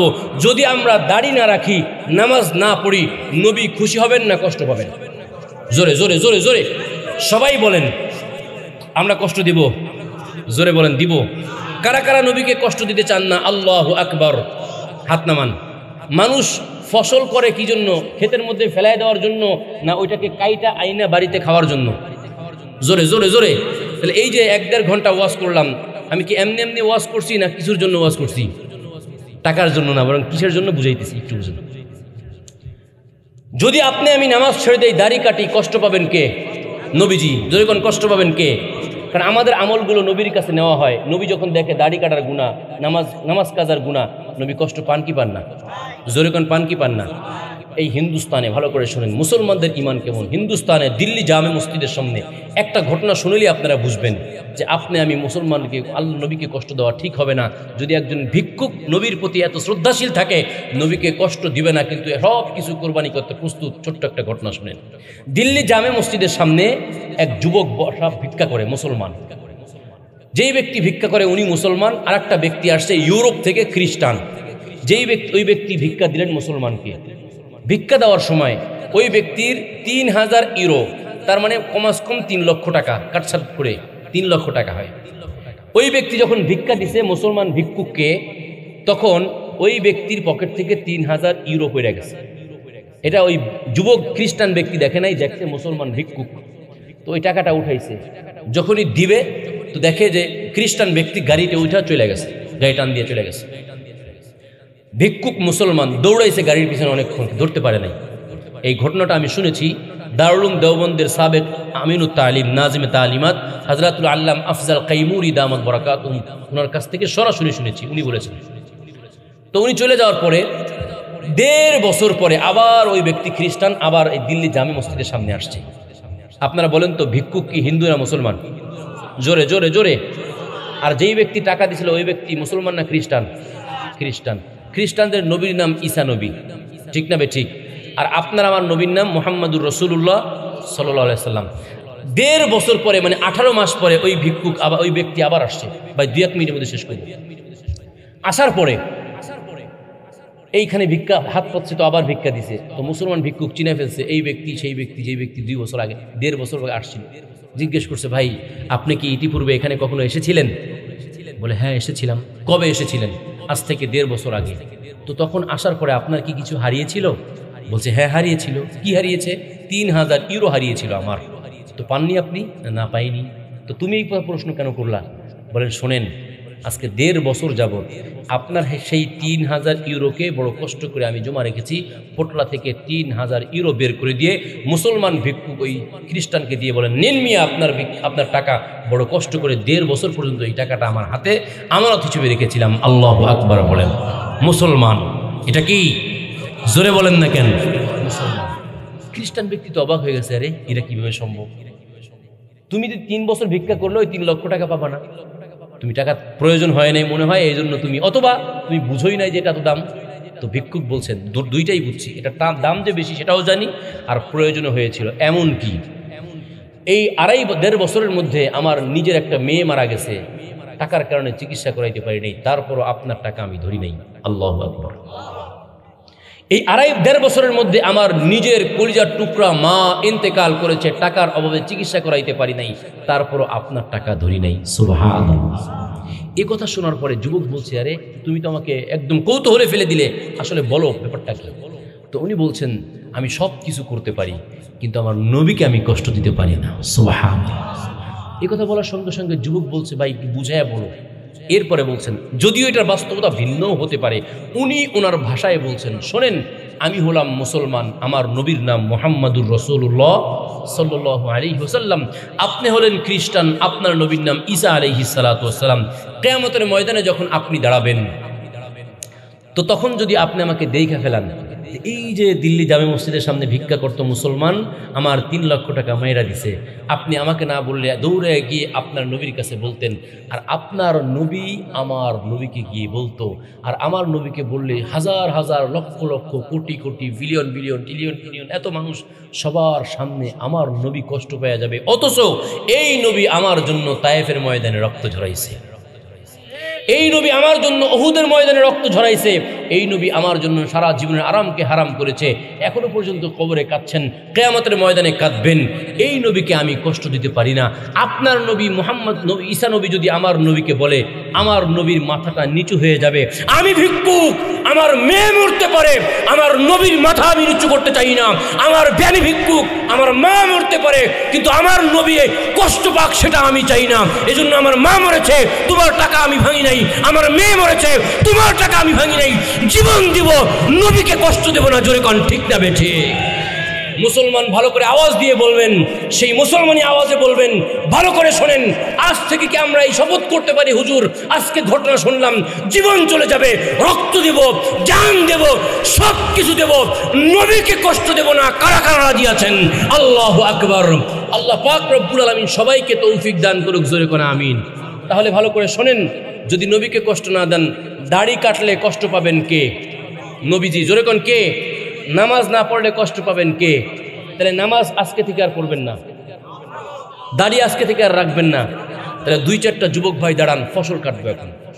কেউ মাহফিলে এলোমেলো করবেন না, 2-1টা যুবক ভাই দাঁড়ান, বলেন যে হুজুর আসল কালেকশন, হুজুর আজকে থেকে পাক্কা নিয়ত করলাম আর কোনোদিন নামাজ দাড়ি কাটবো না, আর কোনোদিন 5 ওয়াক্ত নামাজ ছাড়বো না। আমরা এখানে আপনাদের মুরব্বীদেরকে নিয়ে দোয়া করে যাব, 5 ওয়াক্ত নামাজ ছাড়বো না। এরকম কারা কারা আছেন? দাঁড়ান দাঁড়ান দাঁড়ান, 2-1জন দাঁড়ান, ওয়াদা করেন, 2-1জন দাঁড়ান, 2-1জন দাঁড়ান। আল্লাহ পাক রব্বুল আলামিন, মাশাআল্লাহ, দাঁড়ান দাঁড়ান। আর কে আছে? দাঁড়ান দাঁড়ান, মেহরবানি করে দাঁড়ান, দাঁড়ায় যান বাবা, কষ্ট হইলো দাঁড়ায় যান একটু।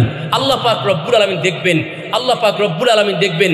আজকের পর থেকে আর 5 ওয়াক্ত নামাজ ছাড়বেন না, মেহরবানি করে দাঁড়ায় যান, দাঁড়ায় যান, আল্লাহকে দেখান। আল্লাহ পাক রব্বুল আলামিন মাফ করেও দিতে পারে, জোরে কোন ঠিক না ঠিক? আল্লাহ তুমি সাক্ষী থাকো, আমরা 5 ওয়াক্ত নামাজ ওয়াদা করলাম, তোমার হাবিবকে ভালোবাসার ওয়াদা করলাম। আল্লাহ মেহরবানি করে এই মাহফিলকে কাল কিয়ামতের ময়দানে বিনা হিসেবে জান্নাতে যাওয়ার উসিলা বানায় দেন। সকলে বলেন আমিন। ওয়া আখিরু দাওয়ানা আলহামদুলিল্লাহ। আল্লাহ পাক রব্বুল আলামিন তাকে জান্নাতের মধ্যে একটা ঘর দান করবেন, সুবহানাল্লাহ। এই হাদিস যখন এক ব্যক্তি শুনেছেন, আপনারা উইকিপিডিয়া সার্চ দিবেন, নেটের মধ্যে আছে।